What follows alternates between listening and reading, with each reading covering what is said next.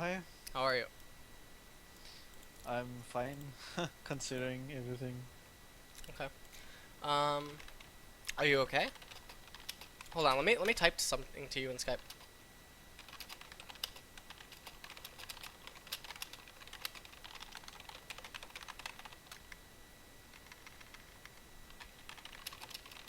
Uh, okay, let me type to you something on Skype. Just replied back to me via text, okay?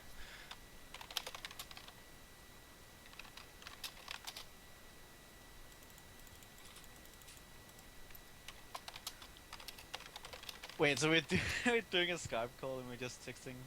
No, no, no, no, no. I just didn't know that. Um, okay, that changes a lot of stuff, dude. Like, that's important. You know, like, when you sign up for, like, a coaching or a therapy type thing, they ask you to fill out, like, this questionnaire thing.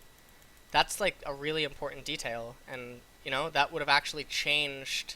That does change stuff, you know what I mean? I guess. No, it So does. you would have 100%. not. Well, I don't know. So you would have coached me differently. Yes. Absolutely. Absolutely.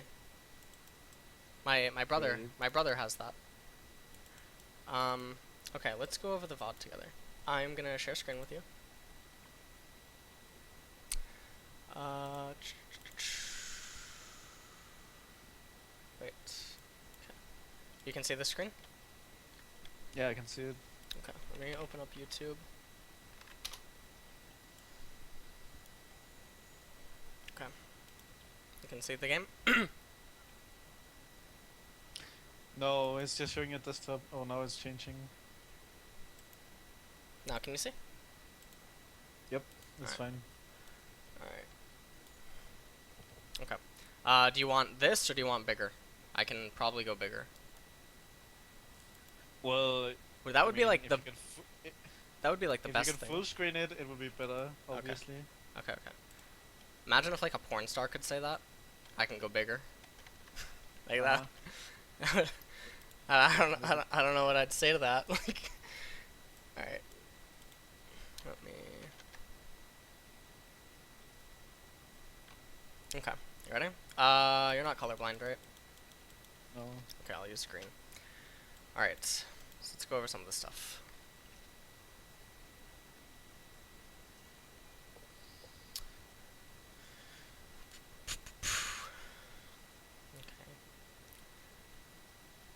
I feel like Varus, early levels, especially if he's playing so close to the minions, you can try to get the level 2 jump on him sooner because your Q also negates any sort of response damage that he can throw at you. You know? So how do you do that? I just push the lane by autoing more than him. Like when the okay, so the lane starts, right? You can see him charging, so just get ready to juke it. One of the most interesting ways that you can juke something at higher LO that I feel anyway is you can actually just be moving and then hit S to stand still, and the person's gonna think that you're gonna move or something. Like do it at the last second, like right there, you just hit S, and it really messes with the person because they'll try to hit like the edge of the hitbox and it'll miss. So like right here, okay, when you're moving into him or whatever, your Q's on cooldown, only walk back to around here and then start autoing this minion. Because you see these two particles are going towards it, and you see this particle about to hit it, so it's safe to assume that this, after all the particles hit, will drop to about that if you factor in your auto, and then you can just launch the next auto and it'll go off before the particles hit again, and that would be successfully CS'd. This would then change its aggro to here, but it's likely that he'll walk up to here and auto attack it, right? And then from there, you can move into the minions again because his arrow is still on cooldown, and you can start auto-attacking this, which is likely to receive aggro from these two, but maybe not this one. And then also this guy will hit it maybe once or something. So then this would take about maybe 4 seconds to CS it down. Then by that time, your Q's up and you were standing over here, and the minion which is weak is right here, so he wants to hit this minion. Okay, also by this time maybe these two move up a little bit more, like the curve, but you can easily come into here at this point because there's only one melee minion remaining. Q auto him as he goes for this one, like the Goku or the Gohan versus Cell analogy in Dragon Ball Z. Like you hit a person when they're trying to hit something else. I also did it in a few other sessions on YouTube. Does that all make sense? And then you just Yeah, except I didn't watch Dragon Ball, but fine. okay.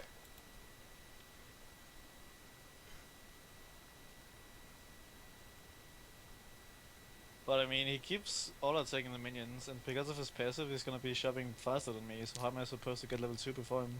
You have to zone him out because your threat damage is higher. You just have to threaten him. It's okay to trade it's okay to trade mana for HP this early, because then if you can get him really low on HP, he has to wait the entire duration of his potions before he's able to safely come back in. Else he eats like a Death Ray, Q, and Ignite.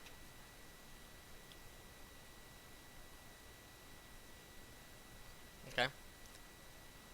And then that was an okay Death Ray, because you hit minions and you hit him, but the thing that you have to be entertaining is that obviously he's shoving really fast, so you don't want this minion to be hit, because there's no way to CS this without Death Ray coming back up again, but you're not going to get Death Ray up again. So I should just not hit him? Let me see if you could have gotten that. Yeah, you shouldn't have Death Rayed him. I mean, you can Death Ray him, but not the minions. I actually, because of how aggressive he's shoving, you should just Death Ray the minions when they get on the tower. Like, auto-attack them all twice, and then Death Ray. Just use Q and autos with tower to CS these, and then try to auto-attack these all twice. Or you can even auto-attack them to kill them. Like, auto, tower hits, auto. Auto, tower hits, auto. Auto, tower hits, auto. If you're going to do that, be trying to stand as close to them as possible so that the particle from your auto-attack hits it, if your attack speed isn't high enough to compete with the tower. And if he starts trying to harass me, I use my spells because I didn't there, I Yeah, guess. yes. Yep.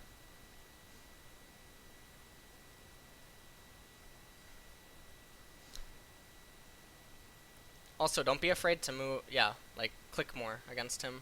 You can Death Ray here, because these minions are pushing so slow and they're likely to die due to how he's played it out, that you can easily walk up to here and you can Death Ray that. Maybe this one won't be hit, and this cannon wave won't be hit, but you'll hit these guys back here, which means that they'll die to the next Death Ray that you'll get at level 3. And everything's fine.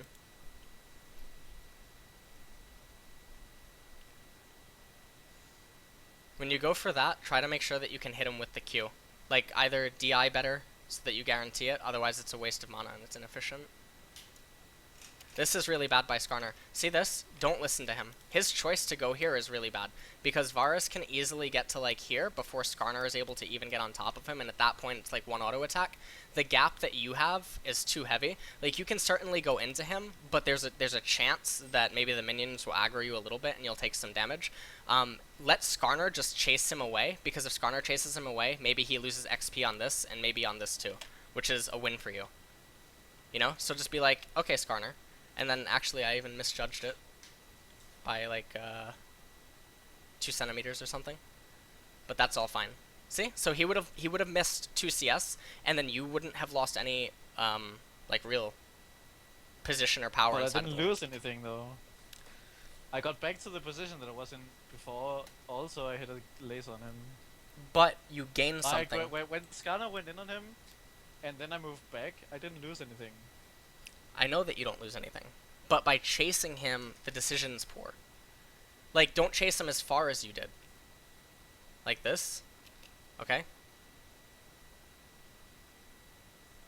Okay. And you just want to, like, you can auto these minions. You can start preparing them. Like, prepare the lane. You know what I mean? There's no way that you're killing him here, ever. You know what I mean? Because he has cleanse, right? In this matchup? His cleanse, I think. Oh, he's Ghost. Oh, yes. Okay. Ghost in the... Alright, I coached Viktor versus Varus another day. Okay. So, these could all be autoed, right? And then if you didn't use Death Ray, you can keep autoing them. And then when he comes in to try to pressure this, because the lane is pushing, this isn't beneficial for him, right? You know he doesn't have a ward. So if Skarner just went in here, and these minions are all low for a Death Ray, and he comes up to try to do this, you can stand here, Death Ray him, and then apply more pressure with Q, and then he loses this entire wave. So it's all about setting up the lane better. That's the only reason. You know what I mean? Okay. Yep, sure.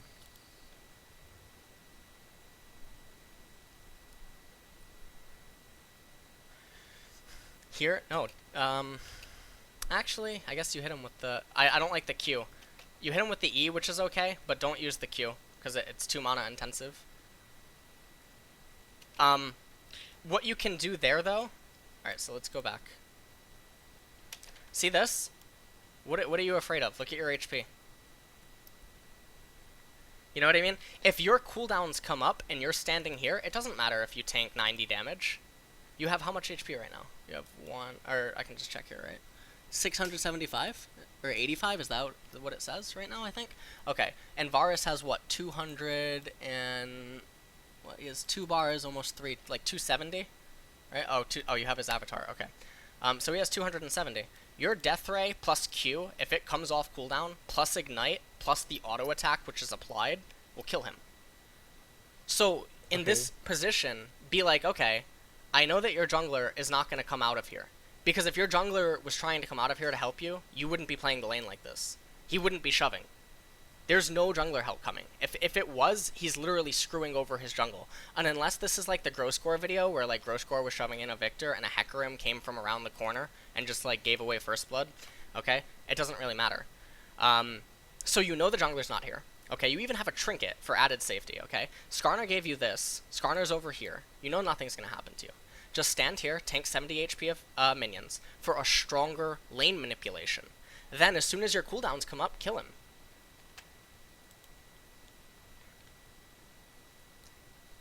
So essentially I'm going to be punishing him for not using any of his potions. Yes. By making him lose all of the caster minions. Yes, and you should have auto-attacked that sooner and then competed. That's what I meant by it. Stand as close as you can. Because the closer you are to a target, the higher your DPS until the time of death. So, like, see this? You could easily have just been standing right here, auto it, and then maybe before the second bullet hits it, like from the tower, maybe your auto will hit just before and it'll give you the CS. Even in that instance, I would Q it, and then try to see if maybe Varus is nearby while you hold the Q. But don't, like, because your mana's already so low, you're not really going to get anything. If he's playing properly, you're not really going to get anything, right? So don't, this is what I was talking about. Oh, shit. My roommate. Okay, hold on. Hold on, one second. I forgot he has an interview. I didn't realize the time. 1 second, please.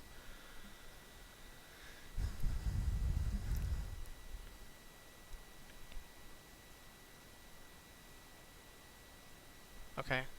I'm gonna try to talk low. Can you still hear me? Yeah, I can hear you. Okay, I'm gonna talk lower, just because I don't want to be rude to him. Okay. So in this instance, right? Don't be afraid, because with how your mana is right now, you would need this wave plus another wave to get into a situation where you can likely kill him due to how high his HP is. So don't be afraid to just exert some mana, because you're already looking for a recall. You already have Amplifying Tome, and you have a few potions, and you have a ward. So I know I'm louder, but it's because I'm cupping the mic, guys. But I'm actually whispering in in real life.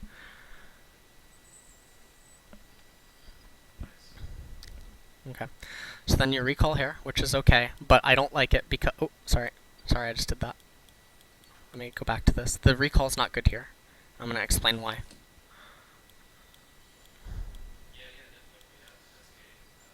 Alright, so this is where you're recalling. Just before this, I'm sorry. Yep, see here? Like, just don't be afraid to... Like, you could have... To CS this, right? Like, maybe you're not comfortable at Viktor. You could... You could Q this, and then hit this with your enhanced Q. And I think that kills it, especially because you have 2 points in Q. The one thing I want to talk about, though, is you didn't get Gravity Field level 4. Like, right here. Okay, unless you know 100% that you're recalling and you need the enhanced damage from Q to get a CS, don't ever do this. If you do need the enhanced damage temporarily, then it's okay, and you just get Gravity Field at level 5. But don't ever ignore Gravity Field, because, like, let's say, who's the enemy jungler in this game? Shiv, right? Shyvana? Yep, Shyvana. Okay. Let's say that you take this chunk of damage, and let's say hypothetically you're lower HP, and this is higher LO or something, and Shyvana has Flash. Let's say that you're at like 30% HP right now, and then she flashes over the wall. You can respond with Flash, yes, but if you have Gravity Field, you can get a kill. You know what I mean? But why would she ever do that though? Because there will come a point where the players all understand damage output, and plays like that will become common. If you So can you get a believe play, that if Shyvana flashes over the wall right there, over the raptor wall, she would be able to kill me? if no, I said if you had like half HP. I'm giving you a future example. Oh, Not okay. in this game. Not in this game. Everything I do with coaching is for the future. Okay? We use the current game as an example, but my goal is to help you grow as a player in the future. You know what I mean? And that's what I meant when I said to you, I can't make you challenger in 1 hour, but I can give you the tools. I can enhance, I can tell you, because right now you're on this wrong path. You're taking this path, you branch off into the woods, suddenly you're in a really bad, never-ending cycle of, like, the movie's Wrong Turn.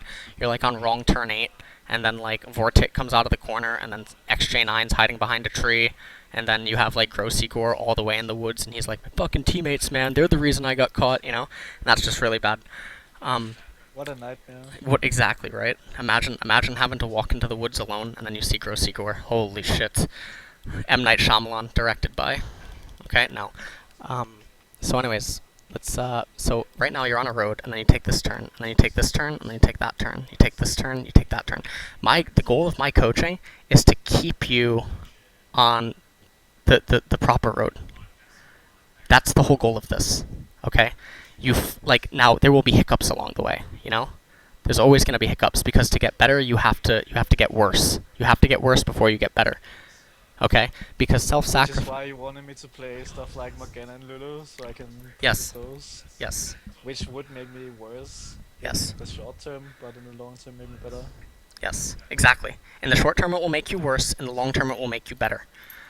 It's kind of like in StarCraft 1. Did you ever play StarCraft 1? No. Okay. Let me try to explain it in a way you can understand. Or tell me games that you've played. Hearthstone, WoW, Warcraft 3. Okay. Let's say this. Okay, so say you play Hearthstone and you only play Zulok, right, or something, or like Zoo, or maybe Mech Mage, and then you try playing an extremely control slow-based style. You're going to be really bad at it. But then when you learn how that control-based style works and how it operates and how it functions, your Mech Mage against it becomes so much better because you know what it can do. That's why players like Faker and Apto are so good, is because they know not only their own strength, they know the enemy's, and they can abuse the enemy's misconception of their own strength. Does that make sense? Kind of. Like, what misconception would people have? Okay, imagine this, okay? Faker's understanding of Varus is here. Faker's understanding of Viktor is also here. Faker knows that if he was on Varus and he was playing against Viktor, there is lethal opportunity here, here, here, and here. The Varus he's playing against understands Varus here and understands Viktor here. The Varus thinks he has lethal here and here and here. He didn't understand it on the same level as Faker, because Faker understands both Varus and Viktor evenly. Okay? And so because he understands them both evenly, he can manipulate the matchup way greater than anything Varus is capable of. Does that make sense? Because he Yeah, knows. He knows, like, okay. Makes more sense. Okay. Alright, great. Alright, so let's delete that. Okay? So don't be afraid to spend mana to get CS.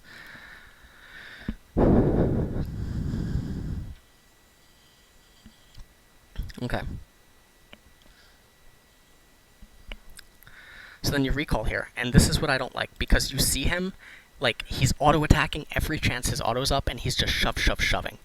From here, what I want you to do, okay, is because you see top lane is likely, it has a possibility to get ganked. Bot is not going to get ganked, okay? You have Skarner on the right-hand side doing blue. Nothing's going to happen at this point in time. Walk out of vision completely in the event that Varus autos this, moves forward, autos it, moves forward, autos it, kills it, moves forward, autos it, moves up, scans. Because he's going to scan the area, and then he's going to move back down and continue CSing. That's what a good player does. Okay, because if he does see you anywhere around here, he charges that Q and you stop the recall. You can lose games off bad recalls, especially in pro play. Okay? Bad recalls or stopping of recalls can win you lanes. because it can turn into, okay, I spent 3 seconds. So this is what Varus basically says. Let's say that he loses a CS to stop you from recalling. He goes, okay, I trade 16 gold. Okay. He says, I trade no XP, because he's still able to stay in XP range. But let's say, for sake of the argument, he trades 1 minion of XP. I trade 1 minion of XP. Okay. I trade Q mana, or whatever the hell it is. Alright, he trades Q mana. You then spend 7 more seconds recalling, and because of that 7 seconds, let's say that a minion wave is then on your tower, because you're ended up standing here instead of here. And then what ends up happening is you miss 4 minions. Well then, you ended up missing 48 gold. 4 minions of XP. And you're going to have to exert more mana in order to efficiently get them, thus weakening your round 2. Round 2 is when you both come back to lane. You have a weaker round 2. Does that make sense? It's all about trading. So I should have, like, the back was fine, but I should have done it in another place where he couldn't kill me. No. You should back up completely out of vision and make him think that you're recalled, and then come in to get this wave, and then he's recalling. And if he stops to recall, it benefits you. Because Varus is a time-based champion. He relies on getting his tier. Imagine if he decides to then stay in the lane, and he ends up recalling at 7 minutes 30 seconds. Well, 7 minutes and 30 seconds means you're going to get your tier 2 hex core. You're probably going to get a few potions, a few wards. And what is Varus going to get? He's going to get a fucking tier. A tier and maybe a longsword. Oh, I'm scared. You have your hex core, you have a death ray, you press E and one-shot the wave. That benefits you, doesn't it? Yep. Right. Okay. So I'm going to make him push the wave, and then I can get a free wave. You get a free wave, and if he stops the recall, it is so good for you. If you get the wave, and then he comes back to lane a little bit early, he's going to shove the wave into you, again benefiting you, because then that means that he needs to go and devote time to warding, because it's shoved up, and you have a slight freeze, which hurts him, because you're approaching 6, he's approaching 6, which means that you will have initiative for your jungler. Now, if his jungler is equally as good, his jungler knows that, and prepares a counter gank, but don't give junglers credit. don't assume that they think. So, okay, ready? So here, I told you don't get boots, and the reason that you don't get boots is because Varus is 100% of the time going tier. Okay? The boots will not do anything, especially because we've already discussed that when you come back to the lane, you want to freeze it and you want to stall it, because that benefits you. Okay? Always look for the power spikes to abuse the fact that he is time-based. Because if he's time-based, that also means that his item investment is so great, gold-wise, that the more and more you can slow down or force, like, you know, like earlier recalls, or if you kill him or something because you have a stronger power, it sets him even further behind than it normally would. Because Varus is like, okay, I have tier. Okay, which means that his gold isn't there. Now he goes, okay, I have tier, which is like, did you ever play Magic the Gathering? No. Okay, there was a mechanic in it called Suspend. Okay, and what you would do with Suspend is you would play a really low mana cost. Mana cost, same thing as in Hearthstone. It's like the crystals. Okay? So there would be a card that would maybe cost you 6 mana or something, right? But for Suspend, it would maybe Suspend 4 or something. It would cost you 6 mana. You can pay 1 mana instead, and then every turn it loses 1 Suspend. And when it has Suspend 0, it plays automatically. Okay? Tier is like Suspend. Okay? But tier is like Suspend in a sense that the Suspend is really long. It can be sped up, you know, like if you do certain stuff, it can remove a counter or something from it. I hope that you're following this with Hearthstone or whatever. And that's what tier is. So if you can keep killing him and forcing him to recall, he doesn't have the mana for other stuff. He's reliant on his Suspend. So the point that you're trying to make is that I want him to not get his tier so early? Or what? You can delay his tier, or you can go for a very power-heavy play and try to force him to miss out on CS due to the fear of how much damage you can exert. Okay, so what should I have bought in this situation instead? Ability tome. I had 700, so I buy an ability tome, and I don't get any of those caster minions, because I'm not fast enough. Yes. But that doesn't matter. And Because that's worth it. you're already not going to get these minions because you made the decision to recall. Remember that thing I talked about where you should have just gone out of vision, waited for him to go away, and then come back and get the wave? That would have prevented this. So this is what I mean when I talk about efficiency and optimization. Always aim to be the most efficient you can be. You could have prevented this without needing boots, but because you didn't, you felt like you need boots in order to salvage it.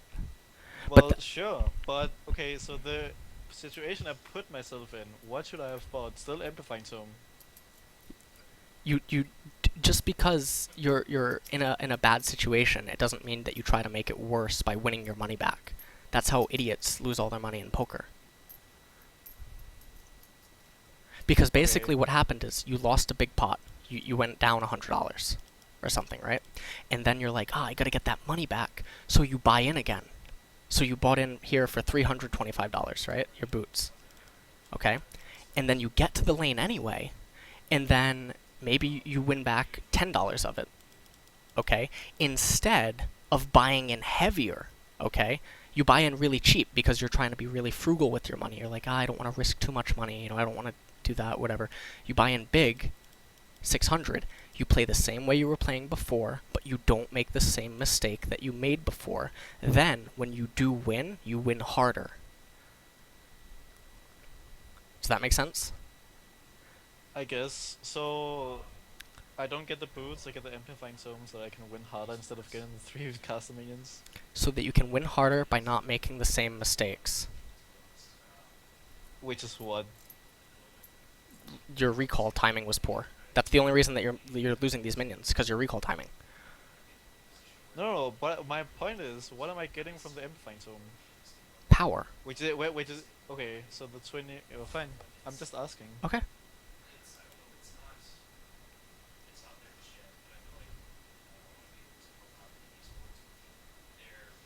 Now here, you want to freeze. You just want to lock this here. Now I understand Varus has poke and he has whatever. When he returns to the lane, he needs time to set up wards and stuff.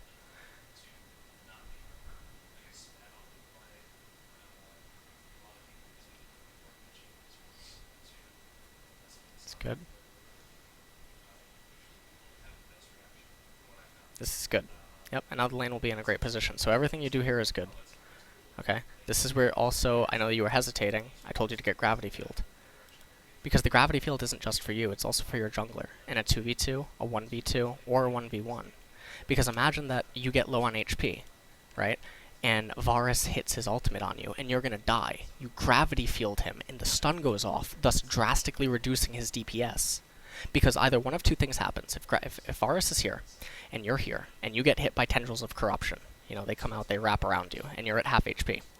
You place the gravity field a little bit on top of him, but you want to place it in an angle that he can either go away from you, okay, or if he wants to really keep moving into you because you're going to move away, it's moving into the gravity field. It's making him move further into it. At that point, he gets stunned. So his DPS, like the numbers are like a calculator, they're like 200 and then like 209 and it goes up to like 221 and then a cooldown happens and it drops to 180 and then, it goes up to whatever.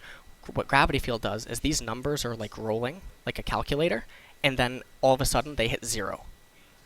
And then they resume 2 seconds later. That's huge. The gravity field is offensive. You have to view it offensively. But it's also defensive, which, if you were listening to the stream earlier, the tiger and the dragon analogy, it's the hybrid. Okay, so he comes into lane, and he elects to Q, and he misses everything.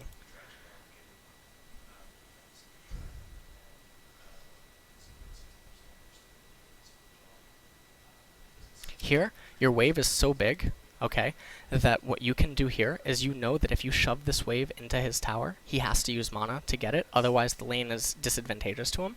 But also, if you shove this lane into tower, it will take him time to CS it. He can't just Q this once and kill it, right? So what you do here is you auto, or auto, Q auto, E. And then you shove it, you be like, okay, I'm done with you. You go over here, and you drop a ward. that ward doesn't, that's not just for you. Because what a carry does is they take the gold they have and they give it back to their team. That's what a real king does. Okay? They don't hoard the gold for themselves and try to be Superman. No, they give their civilians or their militia the power to fight back. That's what a real carry is. A carry is not you go into a village and you 1v10 someone. That's not, you know, like what it is. That looks badass. That's great when you do it. But someone real is they go into the village, maybe they 1v10 someone, and then they tell the village, they take the gold out of all the people's pockets that they killed, and they give it to the villagers, and the next time the villagers get invaded, they're prepared. They have surveillance capes, they have cameras, they have weapons. You know what I mean? And that's like what warding is. Do you know what I mean? How can your allies die if they know what's coming? How can you die if you know what's coming? I mean, if I knew what was coming, I'd fucking play Powerball 24/7. If I knew what was coming, I wouldn't have fucking helped Ocelot, you know? Like, that's what's going on. Alright? Does that make sense? Yeah, sure. I'm just listening. Okay.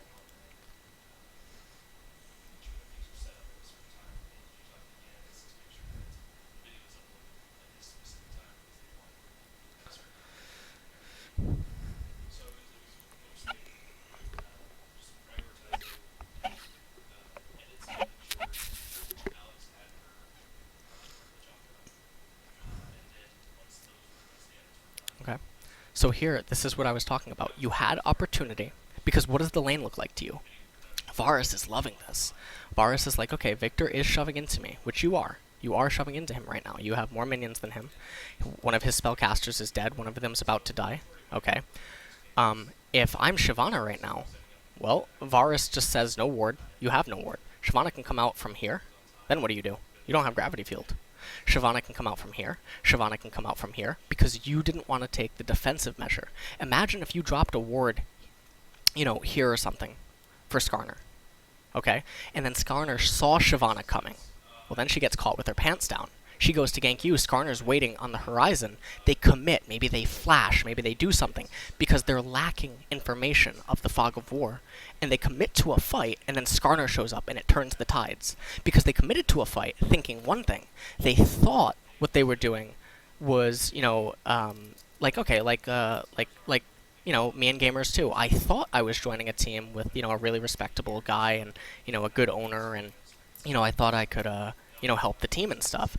And then on the horizon laid the truth, okay, which is, you know, Carlos, okay, so Ocelot's the persona, Carlos is the real thing, and Carlos in this instance is Skarner, okay, and so here was me, I'm Varus and Shyvana, and then here's, you know, Gamers 2 when I joined or something, and I'm like, yeah, I'll do this, you know, and I get vision of Gamers 2, and then I see it. Then I see in the horizon, Carlos's face is right there, and that is what's really coming, and I'm like, oh shit, I've already committed. You know what I mean? And then it's up to me to try to get out of it. You know what I mean? And then, if you want to get out of it, you need Sky Williams, okay? Because Sky Williams is your jungler, okay? You need, like, your top laner to teleport or something, you know? Like, Sky's like, nah, don't worry, bro, I got you. And then, you know, like, you kill them both, and then he's, like, running all the way up mid lane. He's like, I'm a god. If you only played as good as me, you would be as good as me. I belong in LCS. Rawr. I'm going to keep buying teams till I'm in LCS. Okay? That's what happens. Alright? That's what you need. But there's no Sky Williams here. Okay? So, you're, you know, unlucky. Okay? But, yeah.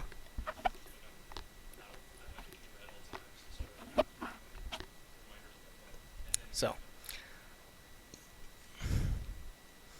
And then when he concedes this, what's up with this? Do you notice something? Why was he just going from hyper-aggression to letting you push? Doesn't make sense, right? He was aggro. Well, when you say it like that, it's pretty obvious that you want me to think that Shyvana is coming, but at the same time, he didn't really have any minions to kill though, because everything was max HP, right, except but that he killed with his Q. Right, but you could see it from here. Why didn't he use his tormented soil? Why? Why is he conserving mana? I mean, he uses it right here, okay. But that doesn't seem very efficient. Why is he only using it on these ones? Why not just Q first? Why not wait If he knows that it's getting pushed into him, it doesn't make any sense. It looks like he's trying to set up the lane to be around here. Or he's just bad, but I mean, that's up to you to determine. But the fact that he hasn't warded, you're playing up, he knows that you don't have a ward, and then he elects to hit you with the arrow instead of the minions? I don't know about you, but that looked like a perfect 3-minion line. When he was playing the laning phase for 4 minutes prior, he was always doing that. So why now? Why is he popping a potion when he's at 80% HP, but earlier when he was at 40%, he didn't pop a potion? I think a fight's on the horizon, right? It's Well, all yeah. psychology, yeah. And then it gets really deep when you start leveling a person. You're like, I know that you want me to think this, so I'm not gonna think it because I'm outsmarting you. You know? Then he hits you with an arrow again, despite minions are on the tower. And then you go and ward, and now warding is okay, but it's a little late. You know? Should I, at this exact moment, go to the other person warded instead of staying for the minions? Well, let me tell you something. Imagine if you have a gravity field right now. Okay?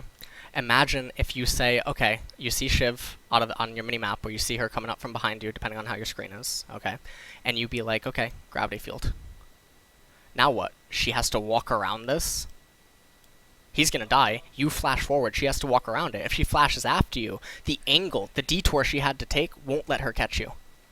This is why you go gravity I field. don't disagree, but can we like watch this first? Because I'm not sure if I would have killed Varus without having the second. Well, I probably would. Yeah, you would. Since he stood in the ulti. So yeah. When you do this, this is a fog of war. So go here and then juke right. Go to the fog of war, juke right. Because if she's gonna flash, you're not. Okay, so I want to explain myself, even though you're probably right. I went that way because Skarner was there and I did not expect the flash. So I just wanted his help. Okay. But Skarner's not gonna get to you. You have to anticipate the flash. This goes back to the Dragon and Tiger thing. Always know what they're capable of. So this is an instance where if you know Viktor and you know Shyvana can flash for you. But wouldn't she just flash the gravity field too then? If she flashes the gravity field, that's more beneficial because then it gives you room for outplay with the bushes. The fog of war. Okay. You know? But, well, yeah, sure. Someone's asking, because I want this VOD to be beneficial for you, so let me turn up so that you can hear yourself. Okay. And then Skarner doesn't get to you. Yep, see, he asked me to run to him. This is really bad by Skarner. So if you're a jungler, okay, so like I said in my coaching sessions, I try to teach you not, not in the current game, but so there's going to be some games where you don't get mid. You know what I mean? There's going to be some games where you're a jungler. If you're a jungler and you have this low of HP, you're recalling anyway, okay? Unless this gives you level 6, don't ever do this. Instead, go up to here, tank it, and then wait for the minions to arrive and hand it off to the minions, and then CS as the minion would be about to die, so that it benefits your laner. Applies to all lanes. Okay.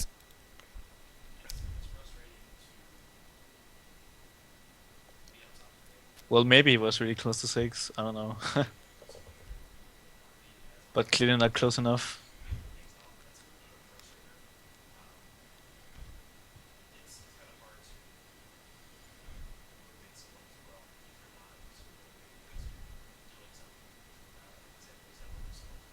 This, I would freeze. I wouldn't let this come into tower. Just freeze here. Benefits you more. Because this minion is so big in helping against... What if he starts pressuring me to stop freezing it though? If he starts... I have nothing up. Then, I only have my Q up. do you know what Faker said on why he didn't take magic resist runes? Against what? As AP for mids. what? Just in general? Yeah. No, I don't.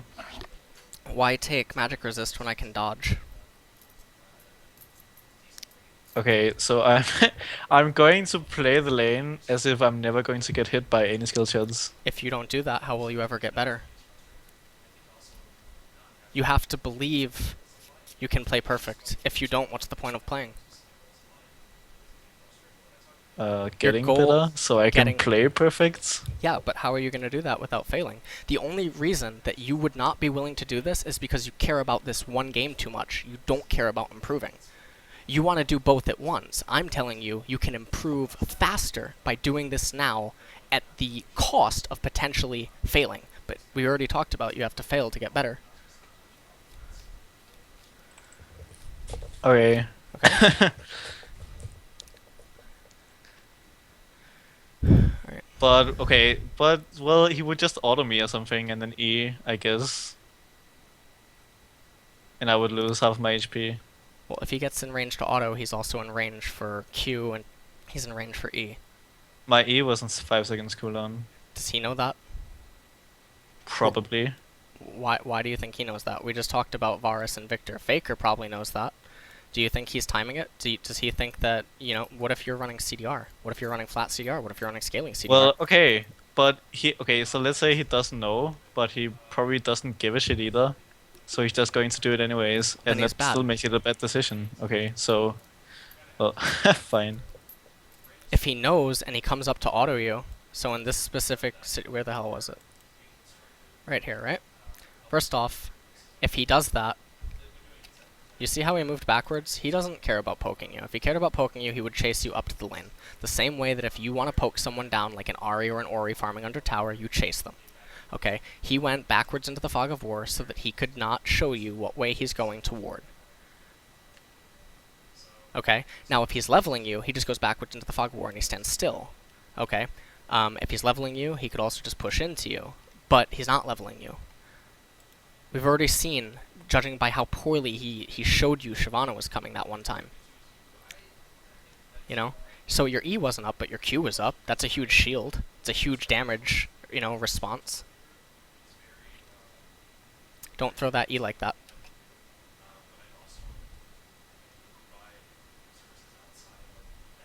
If you're gonna throw the I E should like use it to push the wave. well, you should what? throw it in a way that he can't dodge, because, okay, the width of the laser is like that, right? Or something.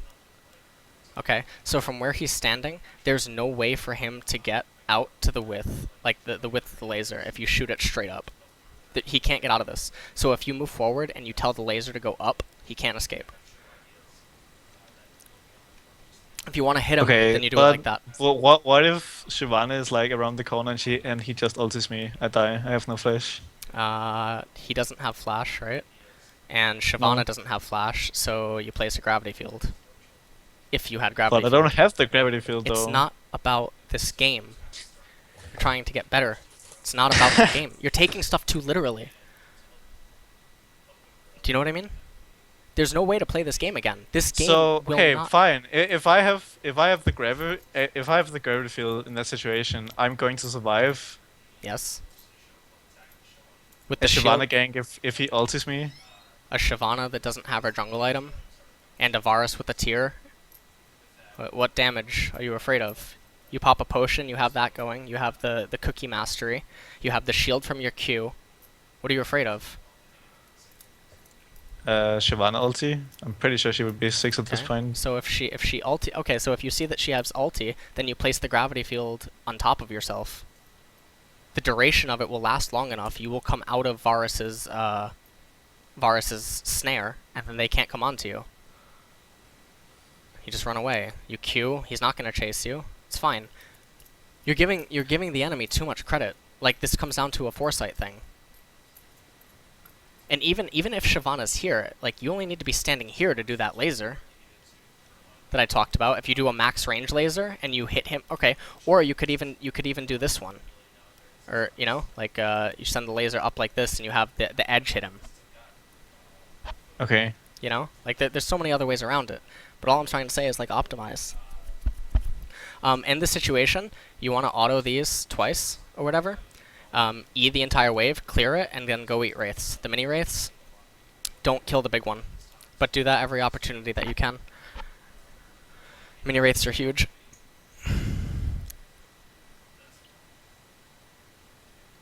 But if I laser that, if I laser the wave, it would be like 11 seconds cooldown. I That's wouldn't get it up for the raptors. No, but you just walk to the raptors. There's no rush.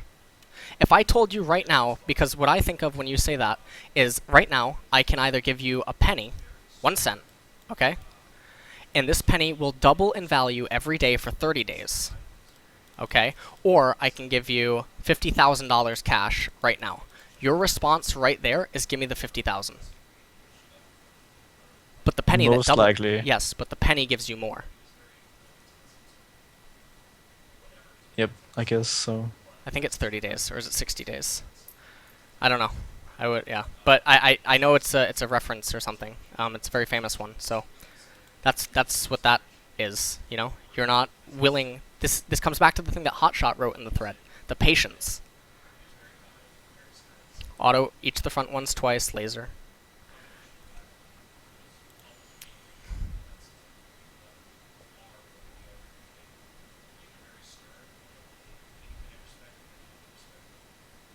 Okay, now go laser. You know. This is the other reason that I want you to have amplifying tome and Fiendish Codex earlier. The CDR is so big. So now you know Blitz is in there. Yep, you have the pink ward. Okay. And then he queues the entire wave, so I think he has conceded that he wants to gank you, but then Blitz comes back in.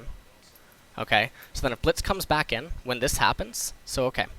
Alright, now we just saw Shyvana, but that doesn't matter. Alright. So what happens here is when he queues this wave, why is he queuing this wave and he knows Blitz is right here? That doesn't make sense. Unless he wants Blitz to come around and try to hook you from here, but your HP is too high for that. I feel like you're getting ganked from Wraiths or from here. 100% of the time, that's probably happening. Okay. So because I know Blitzcrank is in that bush down there, I should be expecting to get out of. Since he starts pushing anyways. You should be ready for a 2v1. At most, prepare for a 3v1. Because if this is Lee Sin, this is like classic. If Lee Sin's here or something, you know what I mean? This is classic. Shove in the wave, get him under tower, Lee Sin ward hops over, Qs you insects with flash or something. It's classic. You know what I mean?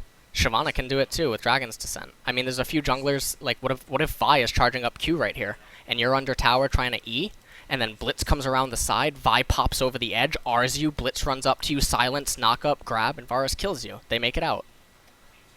Those are plays that maybe they're not happening at your elo yet, but by preparing for them, okay? Because we define luck, okay? So, luck, L equals chance meets opportunity, okay?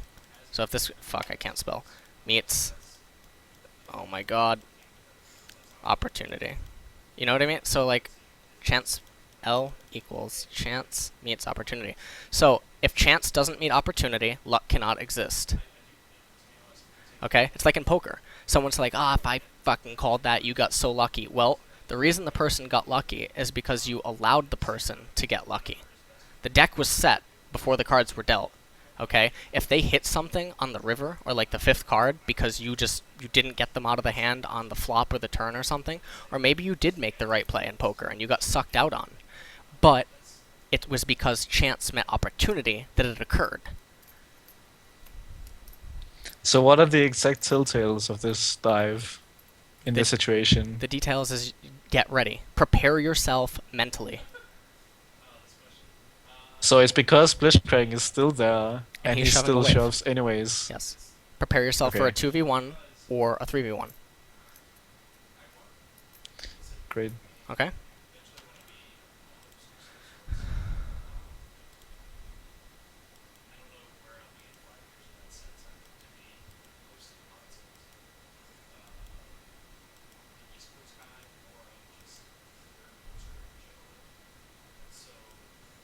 Wait, where the hell?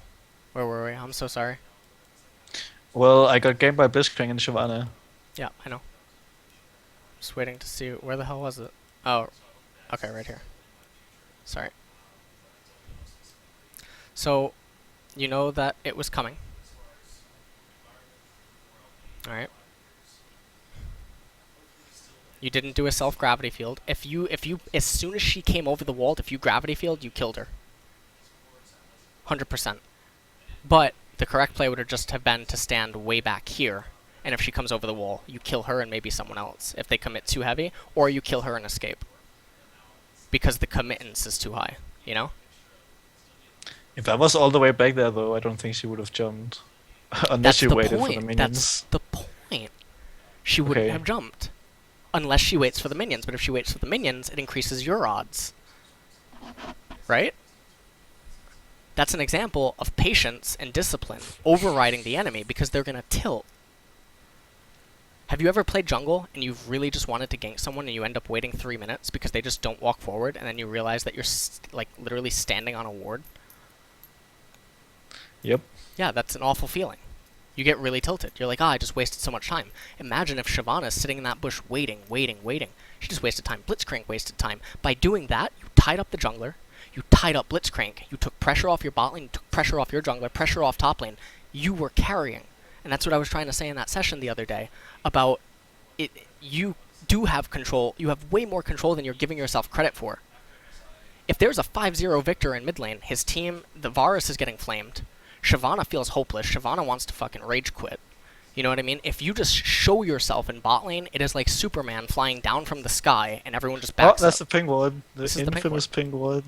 Okay, so you go to clear it, and then Shyvana cleared it. That's fine.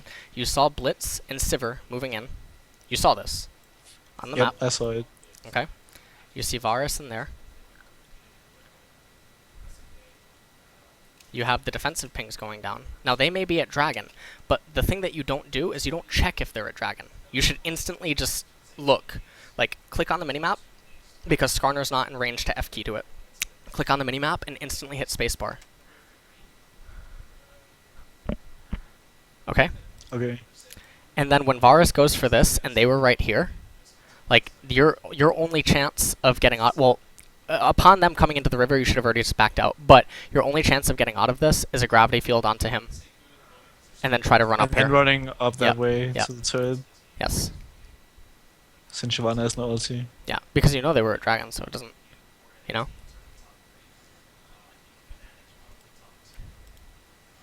But don't worry, man. I know you read the threads. That Master Tier player told you it was over from the second you entered the brush, even though that clearly was not the case.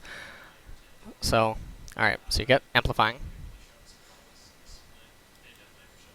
Alright, you get back to lane. Your tower's almost dead. Skarner's coming in. This is where... Yep, nice. You do everything right. Flash Gravity Field to get him to flash. I'm pretty sure you told me that all of this was wrong, though. What? No, it's wrong. Like, the mechanics of it are right. To chase him beyond this is wrong. But the flash gravity field is correct, because if he doesn't flash the gravity field, he's dead. So right after he flashes, I should Yes. be backing off. Yes. This was really good. Like, that was a really nice salvage. And why did you salvage? Why? Because Why? I want to win. No, but why? I don't get your question, I think. Okay. Let me go to Reddit. Hold on one second.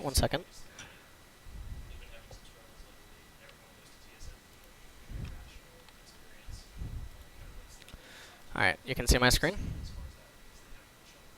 This is me and Hotshot's comment. Okay? It is indeed a misconception that better player is often who just crushes their opposition through their own force/playmaking, rather than take advantage of your opponent's misconception of their own force. They thought they had you. They didn't. We know that they didn't. We know the outcome is that they won't and that you will kill them. They misperceived it. You punished. They went for a punch. You caught the punch because you knew you could catch the punch. You knew they would go for the punch. You caught it. You break their arm. This is their misperception being deflected. This is what you need to do every time. Watch Apto, watch Faker. This is all they do. If the player's really bad, yeah, they'll go aggressive and kill them, okay? But, you know what I mean? It's like the DBZ I have a video. question then. Okay. I mean, how much in like a ratio should I be watching Apto and Faker instead of playing the game? At your level, you should be watching more than you're playing.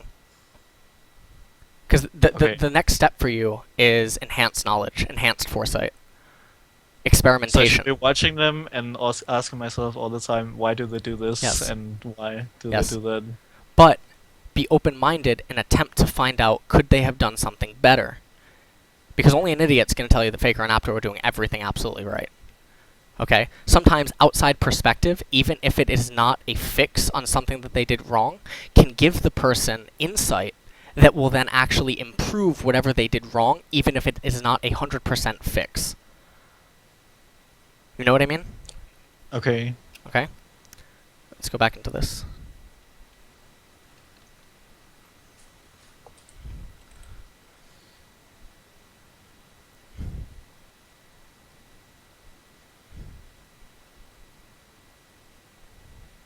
There, the gravity field doesn't just Q. Because the minion's gonna die. If the minion dies, they take a tower Well, shot. I gravity field not for the minion, obviously, but it was for the Sivir. Right, If but... she stayed long enough to get slowed by it, I would have hit something on her, like the right. Q. But she's not gonna stay, and you will get the minion. If you kill the minion, she can't get the tower anyway, but she will take a tower hit if you kill the minion quick enough. The gravity field is you trying to make a play, and it's your misconception of your ability to make the play that results in its failure. If you kill the minion and Sivir thinks she can still get the tower, or she thinks she doesn't have to back off in response to you killing the minion, it is her misconception, and then she takes the tower shot. So it was simply a waste of mana. It was a huge waste of mana and you missed a CS. Variables add up.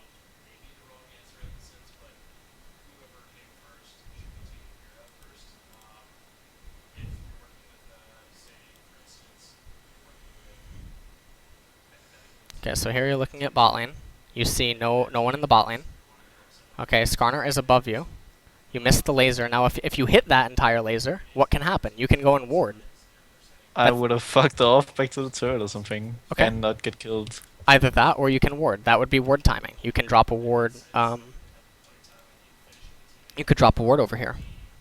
You know what I mean? You could go to bot lane because you can shove this in, and then you can ward over here and make your way to bot lane. And then if you do that, Well, okay, so in this situation, since I have already 2 wards in the rivers, I would probably go top lane to ward. Either in that bush right there, I would have moved up to like put it in the river. okay. But Blitzcrank was over there. Is that wrong to go up there, even though I have 2 wards in the river already? Yes. Why? Because these wards and don't where give should I put the ward instead then? these wards don't give you intel on Shyvana. What if Shyvana goes like this? You know, if Varus hits you with what if Shyvana comes out like this and Varus hits you with tendrils? You know what I mean? But what if she comes up from top lane? What if she comes up from top lane? Then you know that you have full safety over here because you have the ward here and you just run through the river. Okay, so it's because that But- I can fully ward the one side. You know where you're safe. You know, like in zombie movies where people know where their safe point is, where they can see like a safe zone. That becomes your goal, is to get to that safe zone. So I secure the so I secure the bot side of the map by running down there and warding instead of top side, Yes. and then I know that I can always go bot lane and I can lean towards that side. Hold on, is that Viktor's face? Is that like a I bug? think it's his mask. That doesn't I'm look like a pretty mask. sure. That looks like a nose. You see Well, that? look Like, at his picture. that's what I mean, though. Does this picture look like a face to you? No, but I don't know. That looked like Tarek was like suffering from some like, I don't know. Tarek had like an attack of like epilepsy. That's what his face looked like or something. Okay, so there. Okay, so now Blitzcrank came from above you. Whatever. Now, you know that no one. Well, you can't know that no one's waiting in the bush or that no one's coming out from here. But what you can do is you can run over to the bush and drop the ward over. And then on top of that, you can make a proactive rotation. You know that your mid tower is going to die. You know you can't help Kennen. Okay? You know Skarner can't help bot lane. You do know bot lane is shoving them under. Okay, you know Janna has ultimate. You're unsure about Ashe, but you're going to have a minion wave at the turret. Gravity Field plus Chaos Storm, if it ends up coming up, is extremely powerful, especially with Death Ray. You know what I mean? You can easily rotate down and try to do something. Okay? Even if you don't do anything, you concede it, you match up with Janna and Ashe, you say, okay, you get mid tower, it shoves into us, because I'm going to recall soon anyway, so I'll pick up the CS that meets me at the tier 2. We get bot tower. And then you, Janna, and Ashe all recall, and then as 3, you go up mid together. Dragon's coming up soon? Good. Stalemate mid lane. Get control of this, control of this, control of this. Fight for Dragon. Bot lane gets shoved back in. You won Dragon? Good. Ashe gets to pick up the farm. You get to go back to mid. It's all foresight. Okay. Okay? Alright. Yep. Sure. Alright, let's just skip around.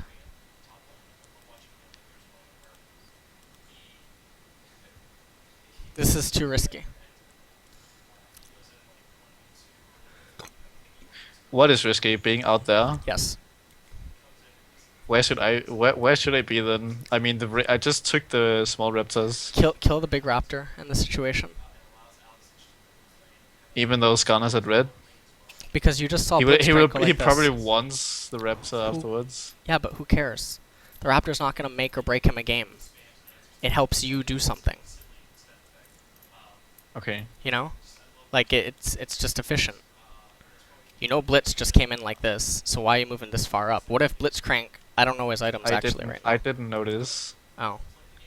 How long did I have to notice? It's like, you had like 2 seconds. You walked through a ward. Can you show it again? I really want to see. Defensive ping went down. Oh, okay. Well, I saw him. You see him there. Obviously, some there. But then he's gonna walk through the ward again. See? Oh, so yeah, okay. I just didn't notice him running that way. Yeah, so this is unsafe, whatever. Then here, who just died? Skarner.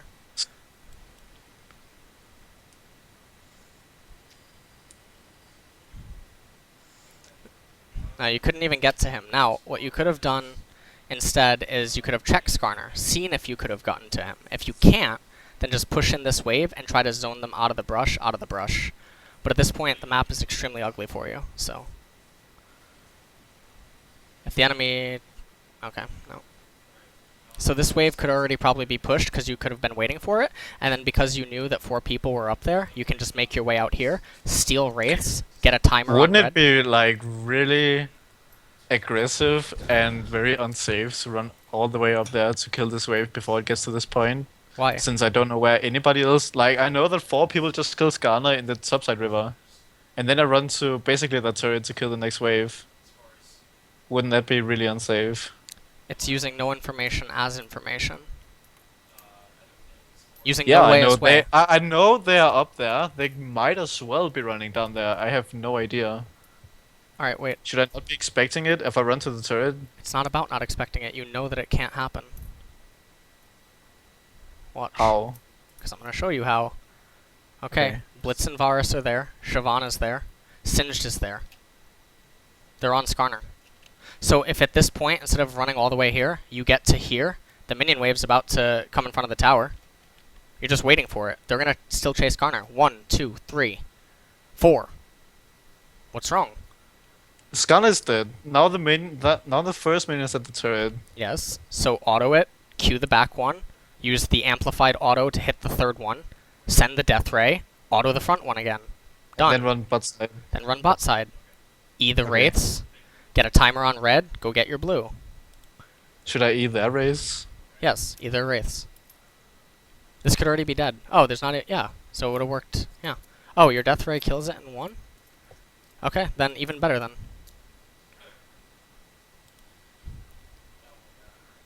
Did he kill the melee minions in 1? Yeah. Okay. That's too... It's not risky, but you can take poke for no reason, so don't even do it. Make it look like you're gonna do it, and then don't do it. Take take wolves in that time.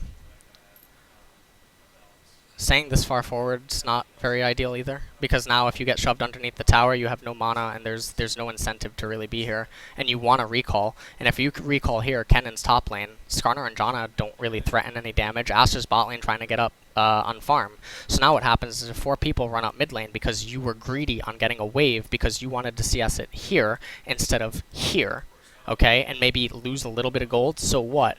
The efficiency is greater to wait for it to get here, lose a little bit of gold, to be that much safer and punish mistakes. Okay, so then if the 4 people come up here and they try to poke with that, you death ray it, you're behind the tower, full HP, full mana, full recall. Okay, and then if they try to run down and they try to go on Ashe, and then Ashe has to make a run for it here, or she has to flip a coin and get to this brush and try to recall, you can then you can then basically threaten a chase, or you can entice the enemies to come back into mid. Alright. Oh, this is that part where that master player told you that, you know, not to flash is okay. Oh Oh no, that wasn't the part. Where is it? Is it your That fifth? was the part.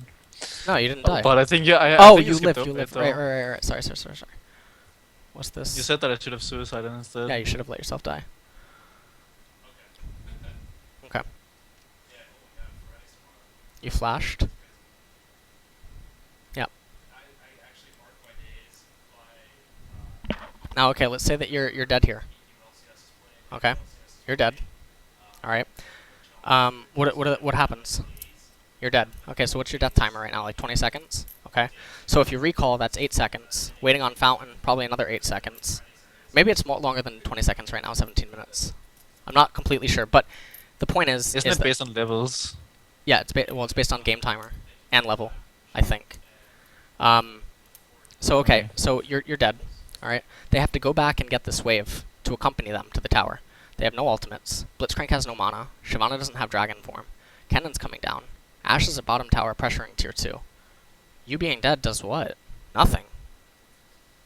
But if you're alive with flash for dragon soon, and you have flash for dragon and they just exhausted everything, I think if you win that dragon fight, get dragon, get mid tower, get bot tower, get CS, get minions, get objective pressure, ward control, clear out the wards, I think not blowing flash is good there. But no, don't listen to me. I only coach pros. You know, listen to the master player. Holy shit. Fuck, no. But Don't anyways, worry about it. No, I know. He's a joke. It's okay. he's master NA. Wow. That's a lot of accomplishments. I too can get a D+ in you know. It's okay. 32.5 seconds. Apparently, for 17 minutes. Which is fine. 8 seconds, plus walking down to the tier 1 tower. It's roughly almost the same thing.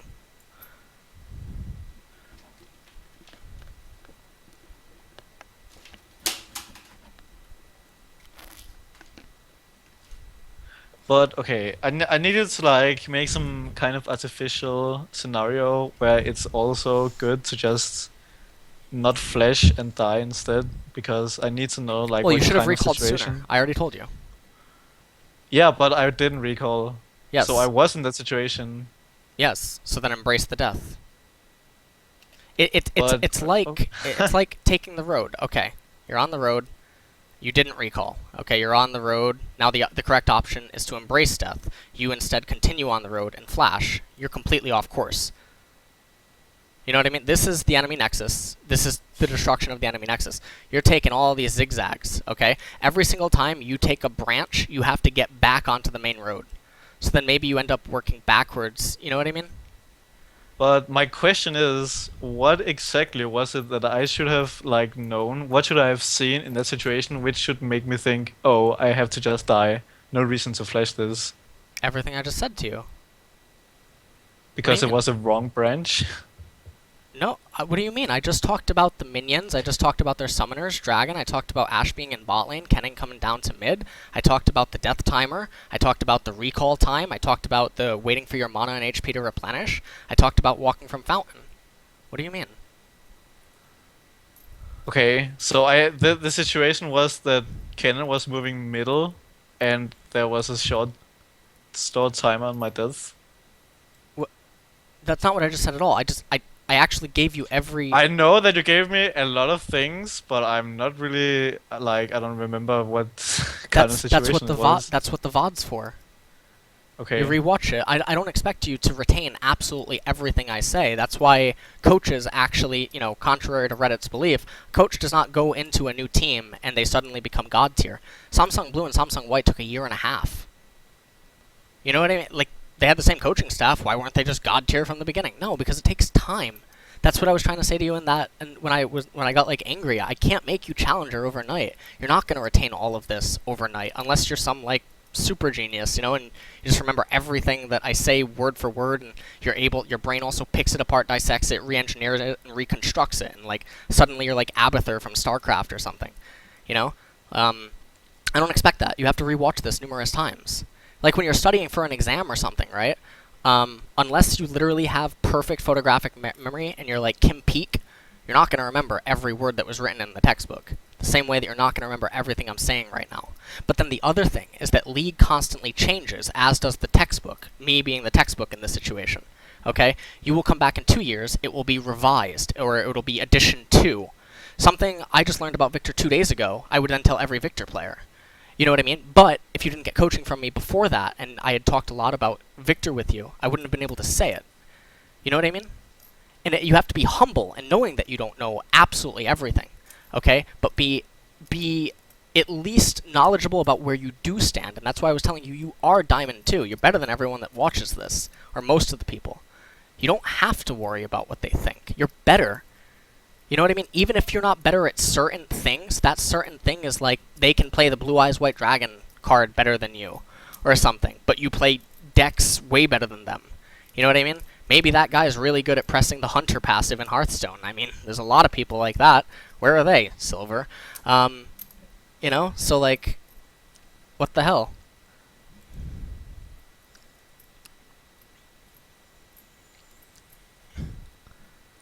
Alright, so just rewatch it if you didn't take in everything I said. Okay.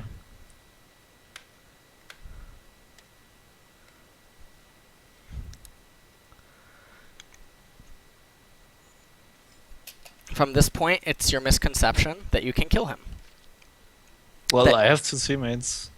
Should I not expect to be able to? If you were Varus in this situation, okay, you're no longer Viktor. You are Varus and Shyvana. You know that you have other teammates right here. What are you thinking? You're thinking like, what are they doing?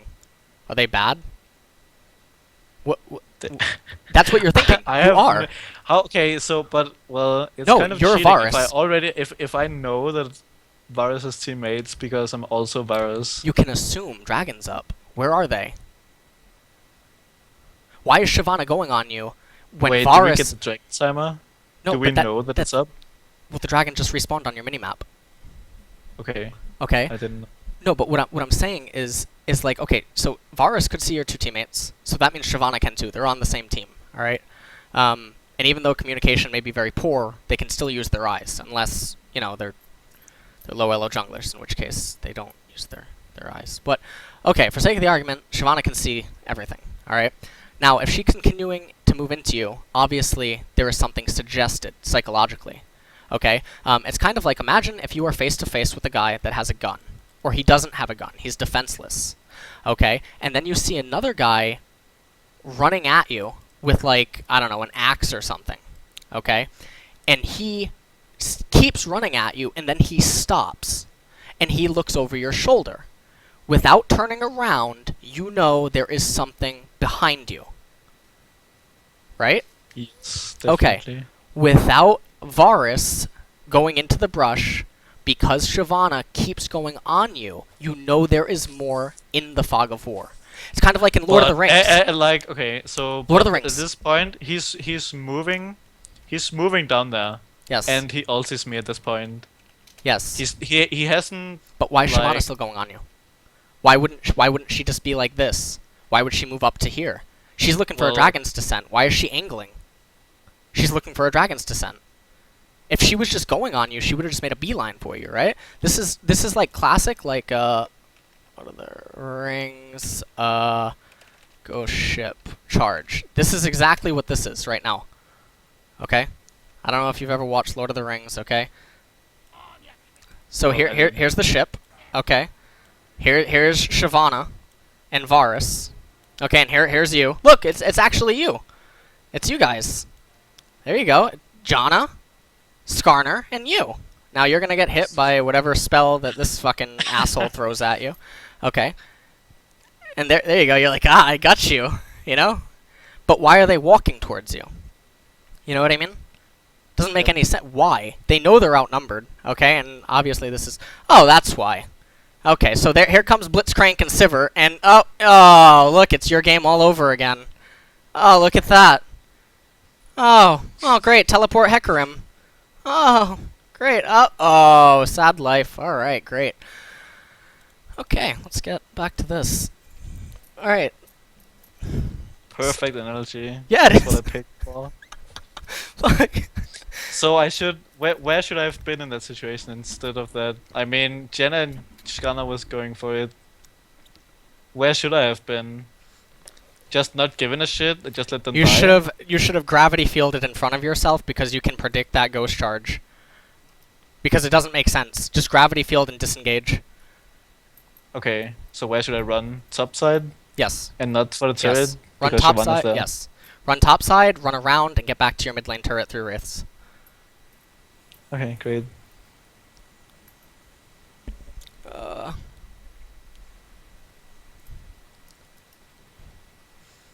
Alright. So then you come back into mid lane. Alright, Wait, okay, I want to address this again. Why did you tell me to get the lucidity boots instead of upgrading my passive? Which is more value. Wait, what? You Well- told me to get lucidity boots in this situation instead of upgrading my passive. I had 1000 gold. Oh, okay, okay. Because right now, what is the map looking like? Bad. Very bad. Okay, so let's use Lord of the Rings again. Did you watch Lord of the Rings? I did. Okay. Okay, so if your archers can keep replenishing their arrows and shooting at the orcs, that is greater than having your arrow deal more damage. Right? Because the orcs are coming. Your map is absolutely hideous. Look at this. Look at it. You have no vision. You are literally backed between, well, in this case, it's the 3 towers. Okay? And, like, you're just backed into your towers. So you want the Ionian boots for the more arrows, the flurry of arrows. Because the power of the arrow doesn't matter. Because you're just going to be stalemating at the towers until they make a misplay. And if they make a misplay and they try to climb up the wall, well, great, you have more arrows. But if they make a misplay and they try to climb up the wall and you have one strong arrow, well, who gives a shit, you know? So it would have been better to get the upgraded passive if I was in the defensive instead? If you weren't defensive. Because if you upgrade a passive and they try to climb up the wall and you try to shoot them, like, the other one that, like, throws the dead body down and keeps climbing, he's like, I'm Tyrone. I'm just here to fuck somebody's wife, right? Like Tyrone, I don't know if And then I you don't know? have any arrows. Then you don't have any arrows and Tyrone fucks your wife. How would you feel then? How would you feel then in 9 months paying child support for a kid that is not yours? Okay, every time you look at that child, you're gonna think of Tyrone. Alright, great. God damn it, Tyrone. Yep. Should have bought them more arrows. Should have bought, exactly. Should have bought more arrows. Alright, don't buy too many arrows though. Don't buy too many arrows. You might end up like as a police brutality video. That would be really bad.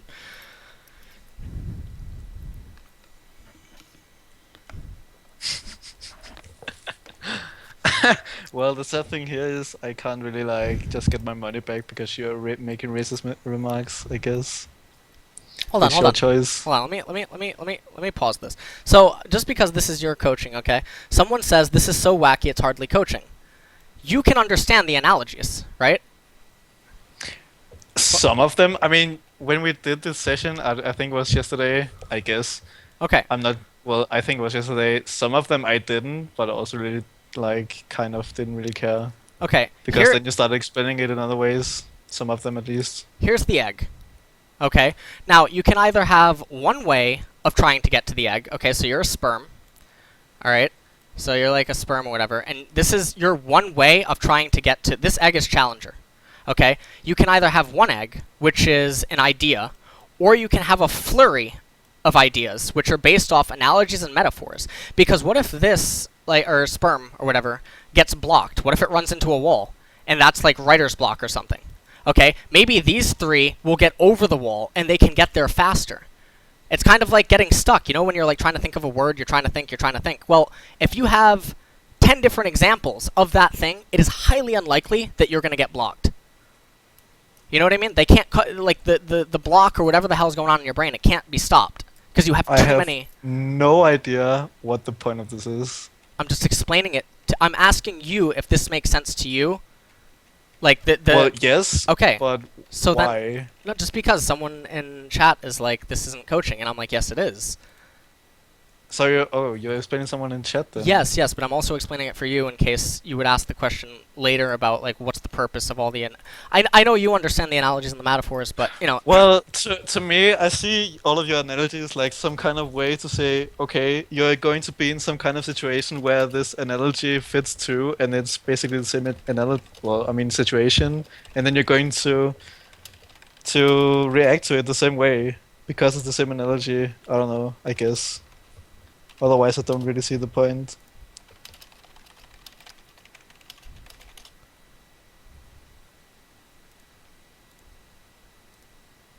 Well.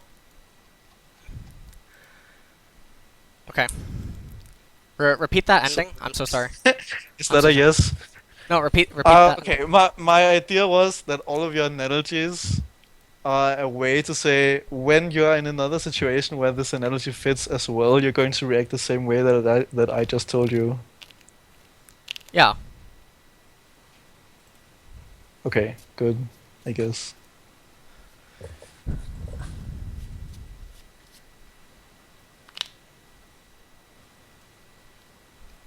Okay.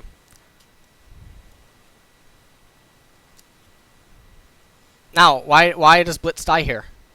Tell me. I don't know, reminded. Well, he's terrible at the game.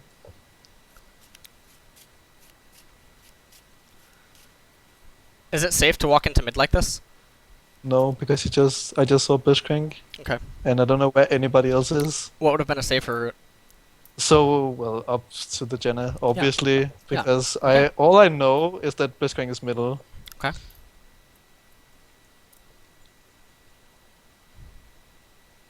Alright, so let's watch and see why Blitz dies. He runs up. Alright, but using the words, why does he die? What did he misperceived his ability to land a hook. He also misperceived the end result, correct? Yep. You are playing with players where even LCS pros don't always know the outcome. So just to reiterate, punish mistakes, don't force them. The number one boxer, right? What's his name? Floyd Mayweather, right? Isn't his entire style defensive and stamina based? I have no clue. I think it is. But that doesn't mean never use the opposite style. The same way that, Floyd probably can also go hyper aggressive at times. Well, yesterday you basically told me it's always best to play defensive because aggressive is a bad choice. Yes. Yeah. It's like that quote. Does that contradict what you just said? What? Sometimes that going offensive is a defensive. It's kind of like, remember when I told you to shove Varus under tower to make him use mana? So it's defensive because I do that so that I can go back to the turret, be defensive without losing anything. Yes. It is defensive, but it's done by exerting offense. It's like covering your own tracks.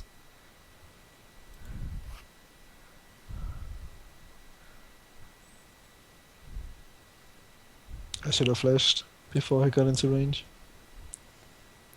Or should I? I don't know anymore. Should I have flashed there? Would it have been a waste? Wait.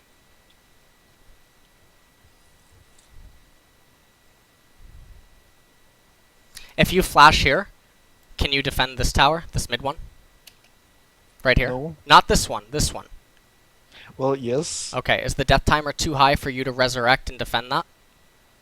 No. What? Yes, it is. Why is that? Because they already have... that turret is not even close to dead yet. Alright, hold on. It's not close to dead, okay, but they already have minions. I mean the inner turret. Yeah, but they already have minions. In the previous example, they didn't have minions. They had to go backwards, off screen, to stop the minions that were fighting other minions. You had in the other example, they had minions here. In this example, they have minions here, but they also have minions here. And then they have the minions that are coming out of the Nexus here, or whatever. They're about to have 3 waves. In the other example, they had 0 waves, about to have half a wave. It's a different variable. It's like chemistry. It makes me think of like Walter White in Breaking Bad when he yells at Gale inside of the lab, and he's like, "Gale, this is chemistry. Numbers matter."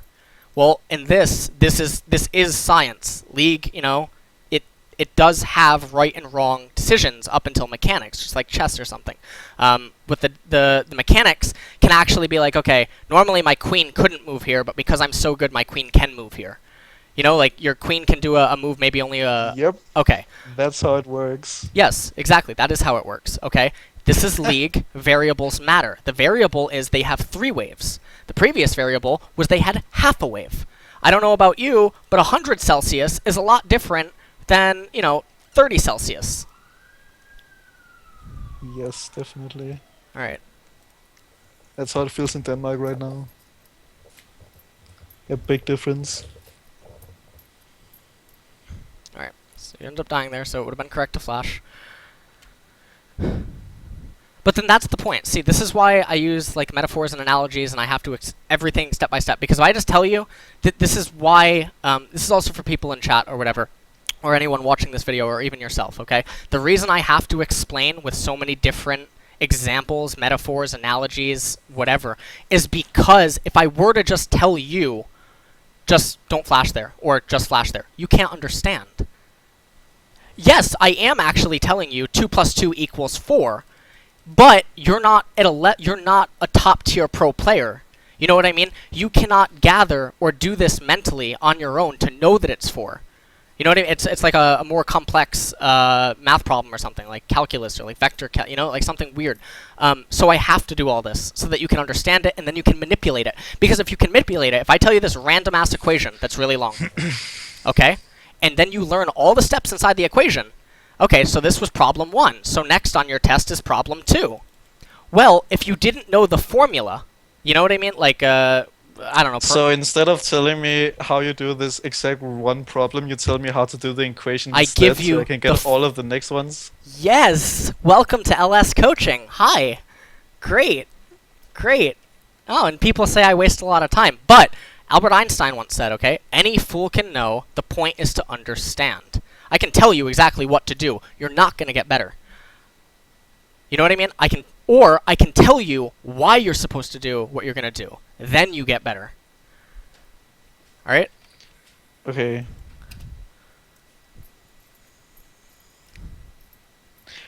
But well, then I have to go back to the thing where I wasn't sure if I should flash because that you had told me earlier that it shouldn't. If they were not already at the turret, I mean the first minion wave, like the half wave or whatever that was left, would it still have been wrong to not flash? Well, let's use the formula. So you're saying, wait a minute, if there were no minions at the turret when I died, the first time, 17 minutes. No, it's the second time. When I didn't flash because I didn't expect Singed E to be that long range. Oh, if there were no minions here? Let's see. If there were no minions at my turret. Okay, let me go back. I need to know how to solve the other equations. So you're saying what? Here? Where Singed is at your turret? Yeah, when they died. If there's no minions here? Yeah, you flash. Okay. Because they can't kill anything. Yes, but also because your death ray is so pivotal in stopping the next wave. Because if your teammates can get into a position behind the wall, okay, and they don't have tanking tower, you can gravity field. You can be like, okay, bitch, and you throw a gravity field down here, and you throw the death ray. CS, done, negated. Okay, so I flash so I can defend the next wave. Because then Jenna, Ken, and Scanner is there to help me. Yes. Everyone's there then to help you, and they can't just dive you freely, and yeah. Okay? Great. Yeah.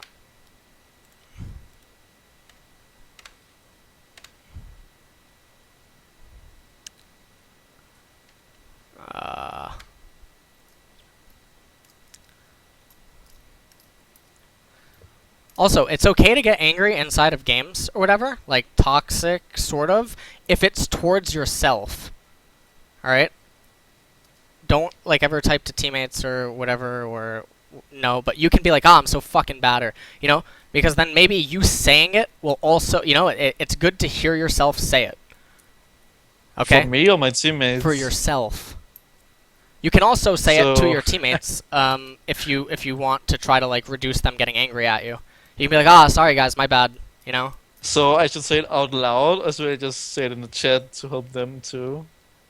No, no, you can say If it I out fuck loud. up, I Yeah. okay. So I should just like be wow, that was fucking terrible or something, whatever. If I make a mistake.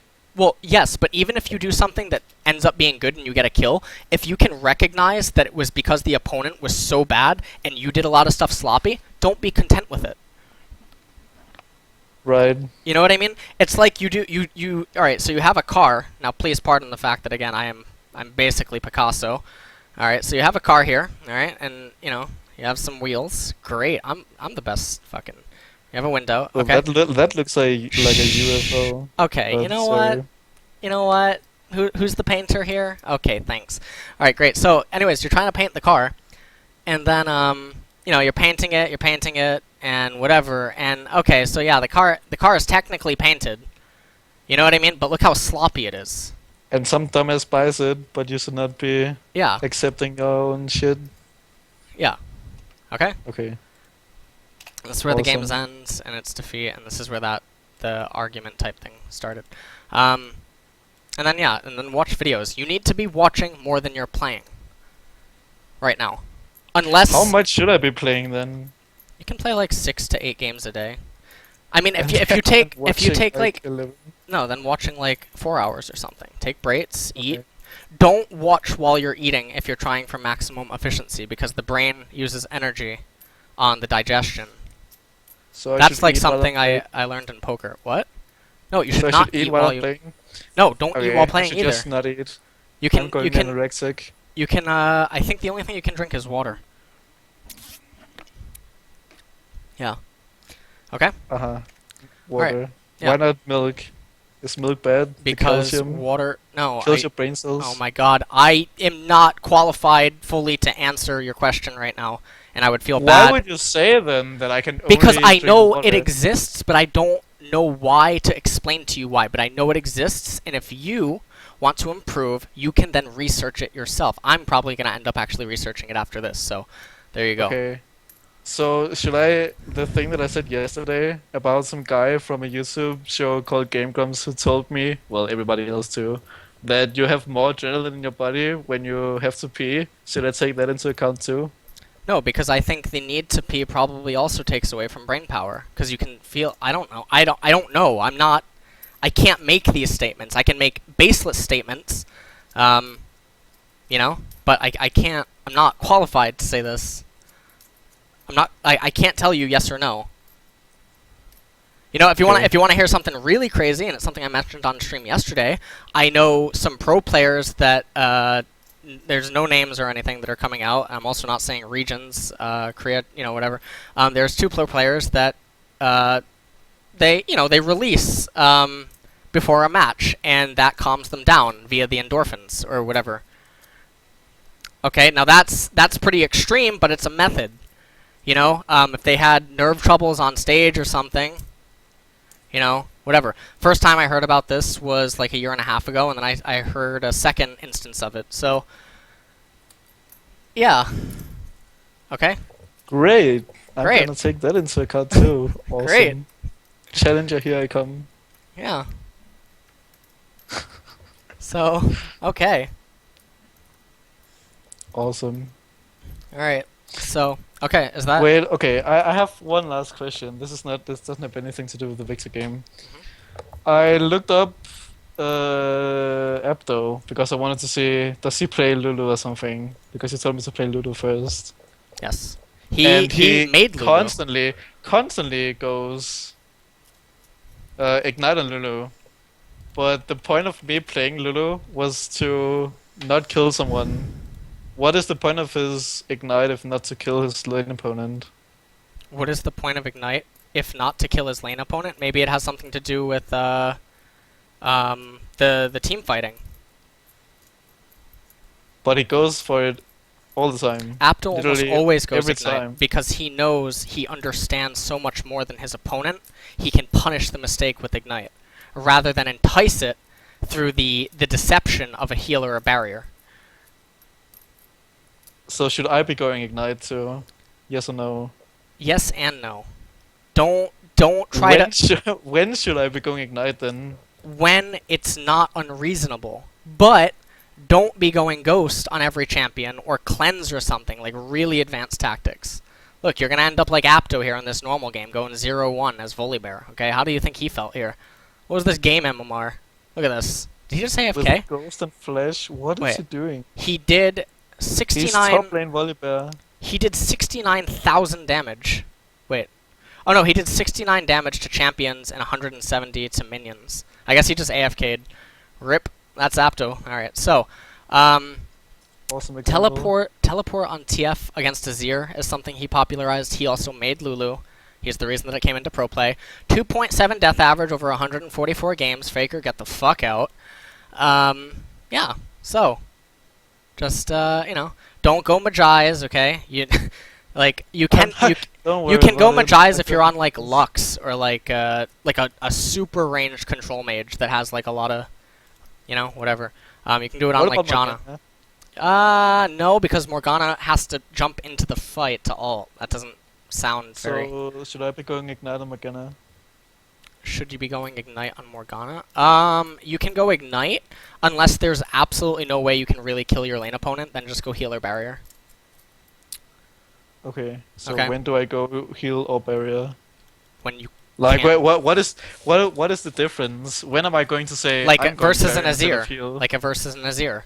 You concede the fact that realistically there's probably no way for you to kill him.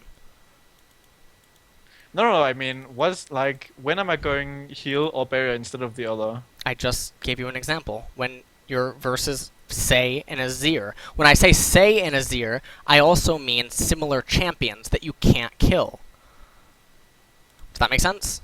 But wouldn't that only mean anything if I'm going Ignite or considering Ignite? Yes. Does it yes, matter it goes if both I'm ways. going to be killing him if I'm going heal? You can't really get a kill with heal unless the opponent's like really bad. But what about barrier? Barrier, you can get a kill, but it's less. Barriers, heal and barrier are for 2v1s and outplays, and like 2v2s and dragon fights and everything like that. It is to affect the later stages. Ignite's a carry thing. It's kind of like why I used to always go Ignite in top lane Rise, and there was a few other Koreans that did that as well. They would never take teleport, regardless of the... I'm just trying to figure out I know, when and you I'm just telling you. Heal or... I Yes. don't get it then. I'm I have telling no you. idea. So, if I'm going against an Azir, I should be going barrier. Or Okay, literally, okay, here. Like, layman's terms, okay? Can I kill him? No? Okay. There you go, no Ignite.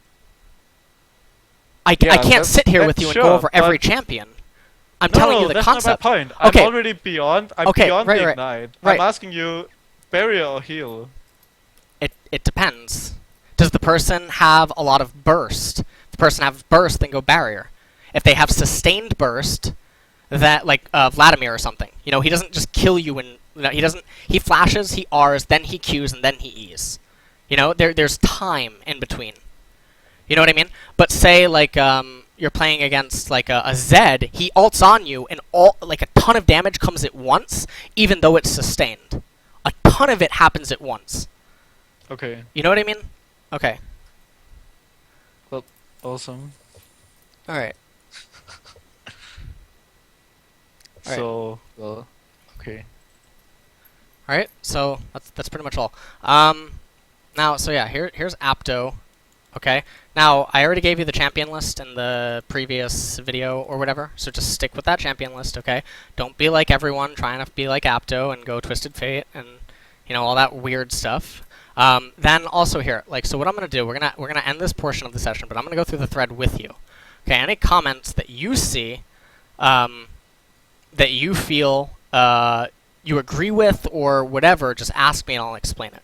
Because there was a lot of, you know, November coaches, commenting, which is whatever.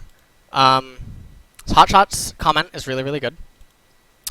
Well, he basically just saying exactly what you're saying, though, that I should be defensive and slow instead of aggressive. Yes. Because I catch more mistakes, but get he's better not, as a player. Right, he's not your, I'm Master Tier NA, I'm Challenger. No, this is formerly one of the best players in the game that also pioneered styles and this is not your Joe Schmo, okay? Everyone else that they try to like, oh, I have a master, I'm master tier, I'm challenger. They're the same idiots that are like, I graduated from this university with a bachelor's in this and a master's in this, and he's fucking Stephen Hawking. It doesn't matter if you have the same degree. He's better. His statement means more because he has way more experience and knowledge. Okay? Any idiot can get a degree. Not every idiot can stand out. As long as you have the discipline, the patience, and a little bit of a brain, you can get a degree. Okay? Not everyone, okay, will go on to cure something, to solve something, to win a Nobel Peace Prize, to win a science award, etc. Not everyone will do that. Okay? And that is why I'm masters, I'm challenger. It doesn't matter. You know? There's millions of people in the world right now with a, you know, like a bachelor's of science or something. They don't all know the same exact stuff. They reference their book half the time, especially when they're working. Do you think doctors are able to... They're not Dr. House. You know what I mean? Like from the MD show. They don't all just somehow know. And even House doesn't know everything. He has to consult with his team and stuff. But House is like the pinnacle. He has to break into 1 billion houses first. And yeah, break but... 1 billion rules. Exactly. That's my point. Whereas your average doctor... Okay.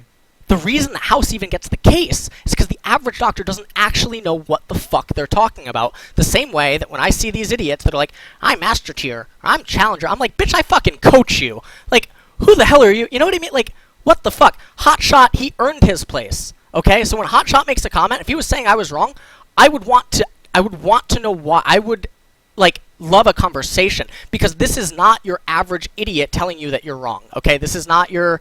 I don't know, Westboro Baptist Church that, you know... So you're asking Stephen Hawking why he's telling you that you're wrong about something so that you can learn. That I can learn, yeah.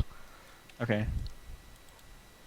You know? And that's why if I find something in these threads that goes against what you say, I should ask you why this is wrong. Yes. But, like, hold on, let's just go through some of this stuff, because I know that, you know, there's some people in here... Close that. Takes more discipline. Spoken like a true Diamond1. Well, I don't... Is this my quote? Is he speaking to me? He is. I'm pretty sure he's talking about you. I don't know. think Hutch is Diamond1. I mean, I didn't play the game for like 4 months. I got Diamond1 on any with like a 63% win rate. There was even a thread about it on Reddit. Like, the hell? You're never Master Tier. Take it off your Twitter page. Like, who are you, Tassadar?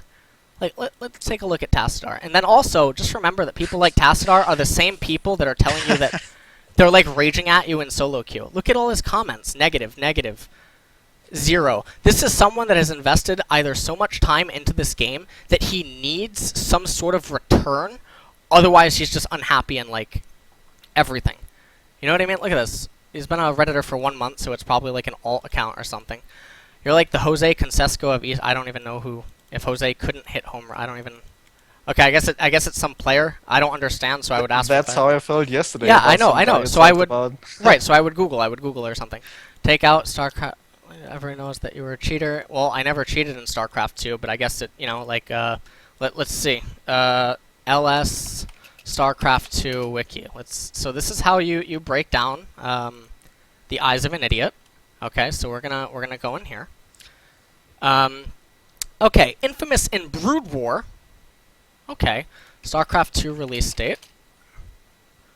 When was StarCraft 2 was released on July 27th, 2010, but the beta was open. Okay, so that was July 27th. Oh, look at that. It's almost 5 years ago to the day.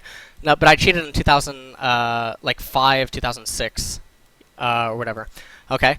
Infamous in Brood War Last Shadow was caught in at least 2 instances of cheating by rigging maps. Rigging maps. Now, this is not cheating in tournaments. It is not cheating in competitive play. It was not map hacks. It was rigging maps.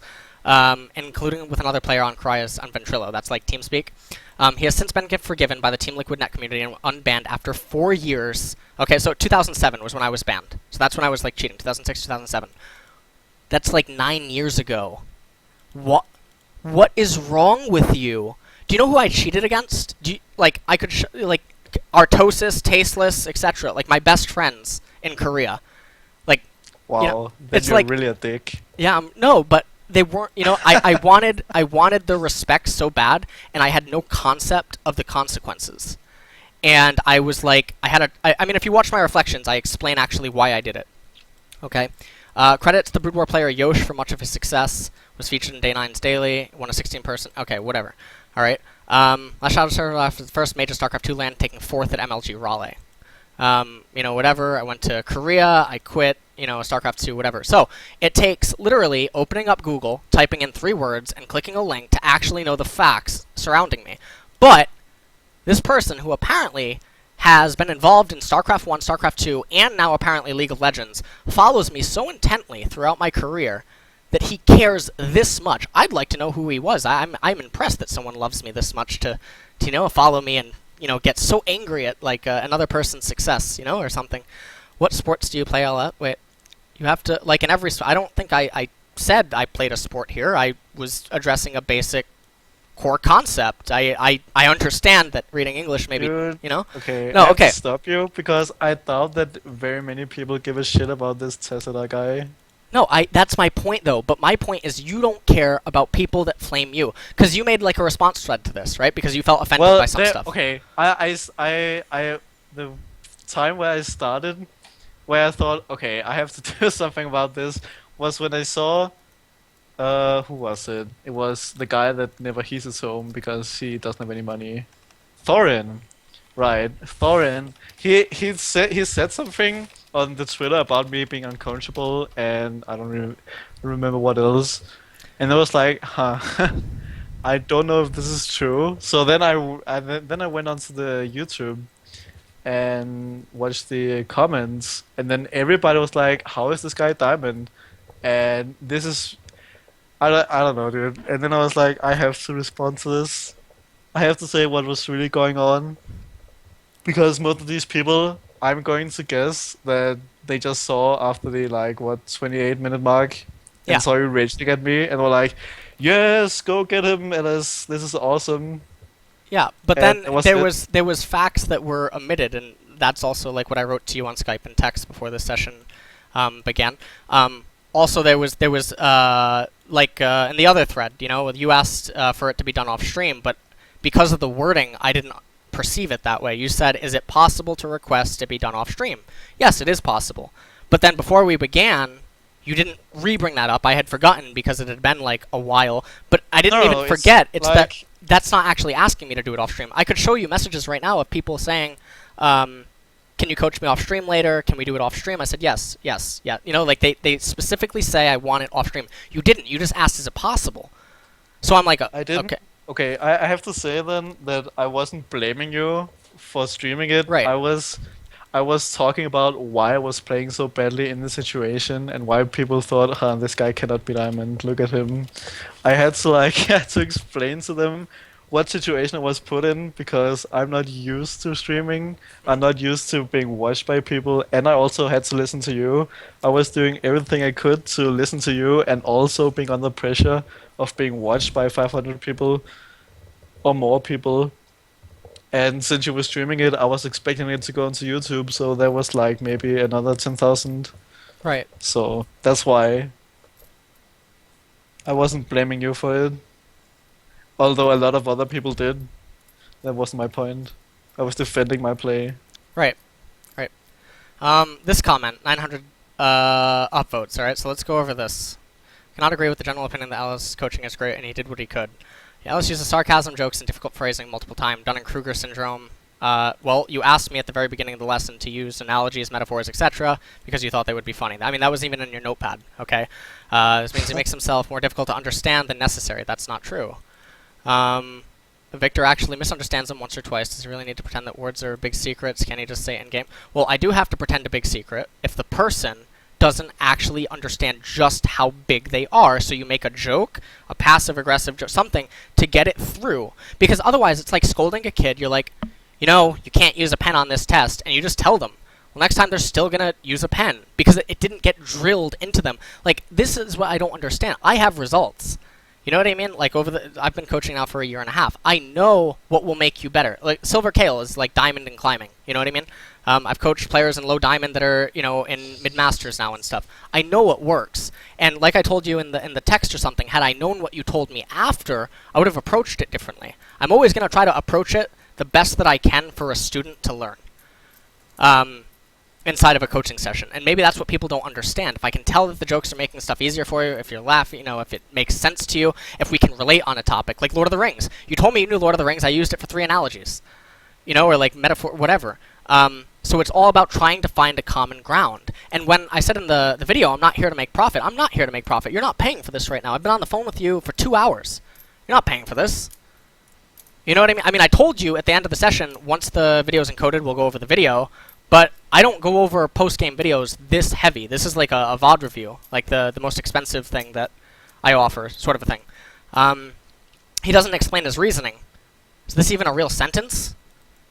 I just spent like 2 hours going over 20 minutes of video, giving you so many different, you know what I mean? Like, these comments just actually blow my mind. Multiple situations doesn't understand what Viktor wants to get from him. That's true, but you have to also understand that there were points where I was misunderstanding what you were saying.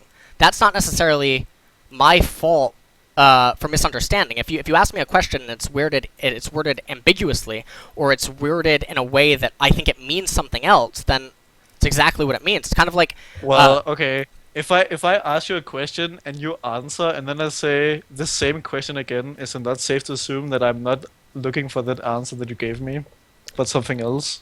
No, because I think if you ask it again instead of saying that you don't understand, then you just completely ignored everything that I just said.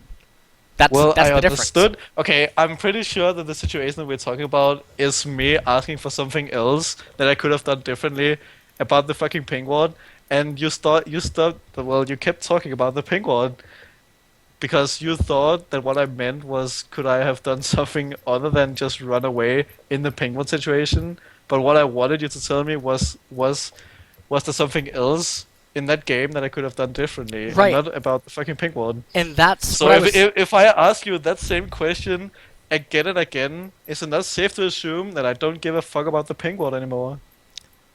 Because of you kept attaching it to the pink word, it was difficult for me to understand exactly what you wanted.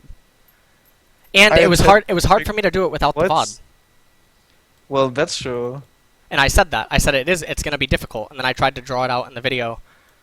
But everything else I said, I feel like it's necessary to your growth. I don't just blow up. Like, there's hundreds of sessions on my YouTube. There's no blow-ups. You know what I mean? There was even that Riven guy that, if you read every comment in the Riven video, it's everyone just, like, the Riven is like, you can just go watch. You can really just go watch. That's all I'm going to say.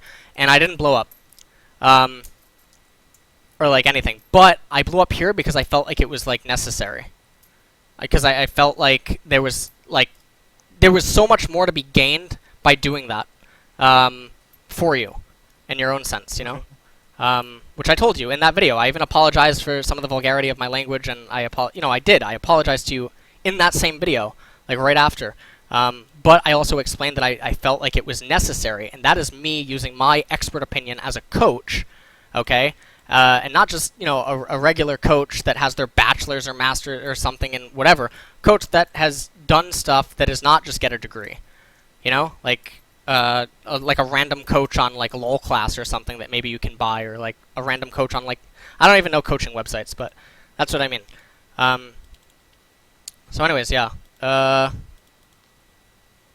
So then you have the people like this, and that's fine. Not provide a good reason. As for why, well, I can't do that without the VOD. This is what some people maybe are misunderstanding, or they're not adding all the facts. This would be like walking into a courtroom, and you're like, well, the prosecution didn't provide enough evidence, and the prosecution's like, it's because the evidence has to be submitted first. You know what I mean? Like, how do I go over that stuff without a VOD? That we needed the VOD. We needed it, and I told you that we needed it. So that's why I said to you, we'll go over it again. So it's like, whatever. Passive-aggressive and snarky from the start. It's a bit of an introvert or something.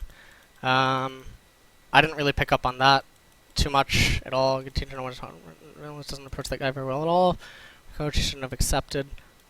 Well, how do I know that the sessions... I'm not a psychic, Anyways. Yeah, I don't get that either. How are you supposed to know how that am I you supposed wouldn't to like know? the session? Yeah. Your post should be... the advice seemed... One thing you could have done, though, if you really didn't like coaching me, was after the Vladimir game, say, okay, I'm going to give you like what, 40 euros back or something, and then we will call it quits. No, that's too rude. Is it though? Yeah, that's too rude. That's way Instead too of rude. instead of ending Because up in that way, was that really rude doing that? Saying, okay, I can't do this yes, anymore. because then you think that you're not liked. You wonder why you're not liked. The person that you got coaching from probably is a person that you respect in some way. So now a person that you respect about the game is then basically saying they can't be bothered to talk to you, but that person seemingly can talk to other people. It causes damage to you. I'm not gonna But fucking do that. What the that thing fuck? happened anyways, just one game later anyways. No, So I blew up and on it you. blew up even more because you started yelling at me. So people were Yes, like, but "Yay, to this break. bandwagon." No, but there's a difference. I don't let you wallow in questions. I explain to you I blew up on you to explain to you what you need to do. I didn't end the session and let you ponder on why the session ended, and then you sit there doing nothing, and you feel like you wasted money on the Vladimir session. You feel like, oh, LS didn't like me. You know, what's wrong? Blah blah blah. Or then maybe it even feeds your ego that somehow you think that you were right on everything you were saying. That's not healthy. I needed someone. That's what I said. Someone needed to do that. Otherwise, you would not improve. You know? Okay. That's all. Like, I wasn't trying to be, like, cruel or anything. I think it would be really cruel to have ended the session and refunded you. Because I think that's, you know, like, I don't like to do that. Anyways, yeah, I can't even find the guy, the master player that made the comments, or the list of, Well, it might be in my Reddit post, so No, it's in this one. It's in this one. I just don't know where. What was his name? I don't know. If there's so many players, should have voted. was it the guy talking about Teddy? I don't know. Wait, hold on. This is the guy trying to say. Hold on. Farm Raptors in this game is boring. You should have fun. The player should have voted topside after the Shiv dove him. If he did it one, why? You're assuming that she's just gonna wait there, and you know that Raptors were like that doesn't make any sense. You never told the player to buy a pink ward and place it somewhere. Bot side banana brush is ideal because the blitz kept roaming. Yeah, but the blitz likely is to go into the banana brush, trying to come in from the side lane as you're shoved up, or to tower dive you 3-man against the tower, but I guess Off Terror doesn't understand, you know, foresight and how players are like. This comes back to that thing about, like, you know, like the Faker understands Viktor here, Varus understands it here. He thinks he understands Viktor here, but in reality it's like here, and then he literally does not understand anything the enemy can do. And that's what ends up happening. He's under the Dunning-Kruger effect, so to Yeah, the but point where he thinks that he is supposed to he could have tell me stuff You too. never had chances to go top against Singed. What? Hello? Yeah, Singed with the tenacity and the HP and the movement steroid and everything. Yeah, you're gonna hold him down. Yeah, okay, that's gonna work. Kenman was like shoved in half the time, or he was shoving Singed in so much, but you had no kill pressure because Singed wasn't ever really like low. Like what? Hello? Same for top. The player had great initiation, CC, and AOE. No, you didn't. No, you. But if you read this and you agree with him, you think that what he's saying is right, and it's wrong because we spent an hour and a half going over the VOD now, and you know some stuff. This is like holy shit. My eyes go wide at this point. My eyes were like this. You know, reading this because it's like a glare, and I'm like gazed, and then they go like this. Okay, like That does not sound healthy. that doesn't. Yeah, well, my eyes grow wide when I see comments like this.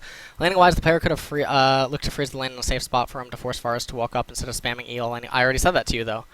Should have been playing with failed to spot and talk about. Well, I couldn't talk. I told you I'd talk about it in the VOD. God damn, it's like they don't watch the video. It's like I feel like okay, look, I'm gonna go on Reddit.com, right? I'm gonna go to like our politics. Is that a real thing? Okay, our politics. Hold on, I'm gonna be like them for a second. Let's see here. What the Planned Parenthood hoax really proves. Right-brain extremists have no qualms about destroying people's lives. I'm gonna read 3 sentences here, close this, and then I'm gonna go and write a reply because now I am a master on that subject. What? Hello? Like, Yep. what? Anyways, oh,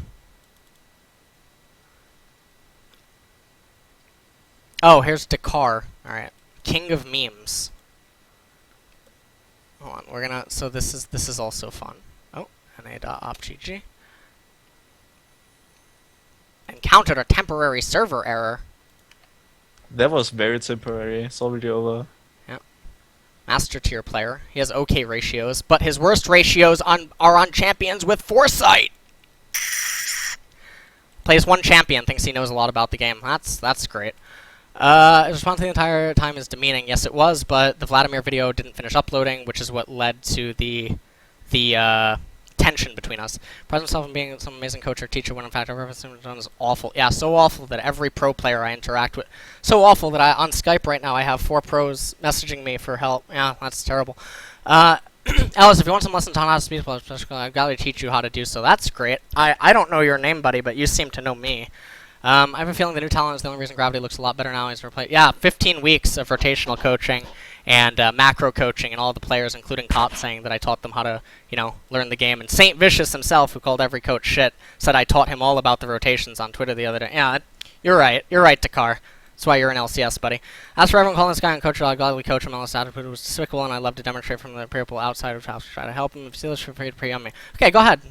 PM him, and then learn how to play Rengar at Master Tier on NA, and then feed on every other champion that actually requires knowledge and stuff, because, learning the game is apparently learning a champion. That's good. So, anyways, don't listen to people like this. This is the people that, they feel entitled. This is like the coaches that they constantly rage on Twitter to their 60 followers about how they belong in LCS and stuff, and no.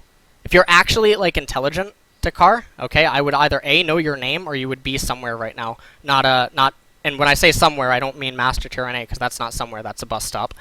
But Wow. Wrecked. Yeah. Straight up yelling at the student for tiny misplays, because you're at a point where these tiny misplays matter. Because the difference between Diamond1 and Challenger is the consistency. You know what I mean? If you can consistently not make these mistakes, you'll get better. Holy shit. I agreed with you until I watched the first part of this video, the Vlad game. After watching that, I can understand his frustration and him losing his cool with this guy who's being snarky and trying to be funny, I guess, by challenging everything else said. This guy is a person that does his research before speaking. Okay? This is the guy that shows up at the meeting, the group meeting, for their homework assignment on world history, and no one did anything but him, and so they're all trying to make up shit, and he's like, actually, that's not what, So you want to be like this guy, though. You want to do research. If you didn't understand something I said, and you didn't get to ask me to explain it or something, research it. And this is what I meant earlier about, you need to start researching more than you play. My research if I pay you to coach me? Yeah, but there's constraints on how I can't teach you everything I know. That sounds like Reddit. You're like, oh, LS joined Gravity. They should have gotten first that split. No. Okay, Samsung White and Blue, when they rose to dominance and power, they had the same... SKT1, what happened last? Why last split? Why was GE Tigers, so good? What was going on with SKT? Same coaching staff.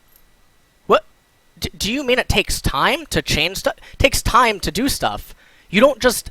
okay, if I tell you to go to college right now, right? And get a degree for me in one day, you can't. Why? Why do degrees take 2 to 4 years to 6 years to 8 years to 12 years to get? Because you cannot go in there and know everything about that subject in one day. You can't do it in a week. Can't do it in a month. Hello? That. So don't think that people can just change you overnight. It's not possible. You can have major jumps. You know what I mean? Maybe you saw the math equation and you didn't know how to do multiplication, and you see the the x or the the parentheses or whatever one you're using. Okay, so you have the parentheses. Okay, you don't know what these fucking things mean. You're like, what does that mean? 3 line, 3 line? You don't know what it means. But then I tell you that the parentheses mean to multiply or something. Right? So then you end up getting the answer and it's 9. And now you know the parentheses mean that. So now if your division is clustered with a ton of parentheses, say it's silver or gold, and all you need to know is understand the parentheses, yeah, maybe you can go from silver to platinum in a week or something, like my roommate or whatever, by understanding the parentheses. And that's my point. But you cannot expect to go from Diamond 2 to Challenger even in a month. It's not going to happen. That's an unrealistic expectation. Well, I went to Diamond1 in about a couple hours. That's good, but that's because you're getting Diamond1 is not Challenger. I just said Challenger. No, but I mean, if I can get if I'm Diamond 2 and I get Diamond 1 the same night, 1 month to challenger should not be that difficult. If you 1 month to challenger, I mean, yes and no. Yes, like no, it's unrealistic to expect that you will get it in a month. Okay, because there's a huge gap. But okay, no, my point is saying that it's impossible is like No, okay, it's not impossible. I'm using that as like a figure of speech. You know? awesome. Okay. Um, but that's also what I said at the very beginning of all this. Don't take absolutely everything word for word. You know, like literal. Anyways, so there's stuff like this. I don't know who this is, but I got tweeted at to reply to this guy. First off, almost never build CDR on Viktor. Alright. This is Teddy RO, a guy I did not recognize, but for sake of the argument, we will, Teddy RO, for your information, is the, he's actually the second coming of Jesus. Every team wants him, but they can't agree on a price. CDR. Oh, Sork Pen, but CDR there. Or he said Ionian boots, right? Okay. So let's see. What instance was this brought on that he got Sorcerer Pen boots? Well, first off, the game ended in 20 minutes, so he was hyper carrying, which also probably means the lanes already all went down. Okay. He already had Morellonomicon. He had a defensive stat because the game was going in such an aggressive way that he ends up just having to live. You know what I mean? Like, we go down. Where's more? What, boo boo? Okay. Okay. Root beer. You know, and you keep going down and stuff. CDR. Okay, so then you go. Let's see. Let's check hide on bush. I mean, who's Faker, right? You know, who the fuck's that guy? Let's see. Where's a Viktor game? Viktor. He has CDR, but Sork Pen boots. Oh my god, there's like no Viktor games. Hello? Alright, I'm not going to search for it. The point is, you don't ever make comments like those unless there's some math behind them. You know what I mean? And it's kind of like the flurry of arrows versus the packed punch. You know what I mean? Yep. Well, yes. And also, there is a specific rune and mastery page set up that your laser at level 5 and 6 can one-shot the back wave, where if you don't have it, okay, which if you run CDR like runes or something, it's just a champ that it's not needed on. Not needed on. I don't know. I like being able to throw a laser every 3 seconds in a queue, getting that shield every 3 seconds, which scales with AP and level. It's okay, Teddy. Prevent roam blitz Alistar are huge roam support. No, you don't win games by roaming. What did we? Who was more qualified? Oh, hot shot. Your allies are feeding the correct mods never say, I gotta carry this game by doing a sick play in roaming. But don't worry, he's Teddy RO, so. Anyways, that's pretty much it. Do you know what I mean? Like, you just like, you just have to think, you have to approach stuff, reverse engineer it, and break it down to understand it. And that's all. You know? Okay. Do you have other questions?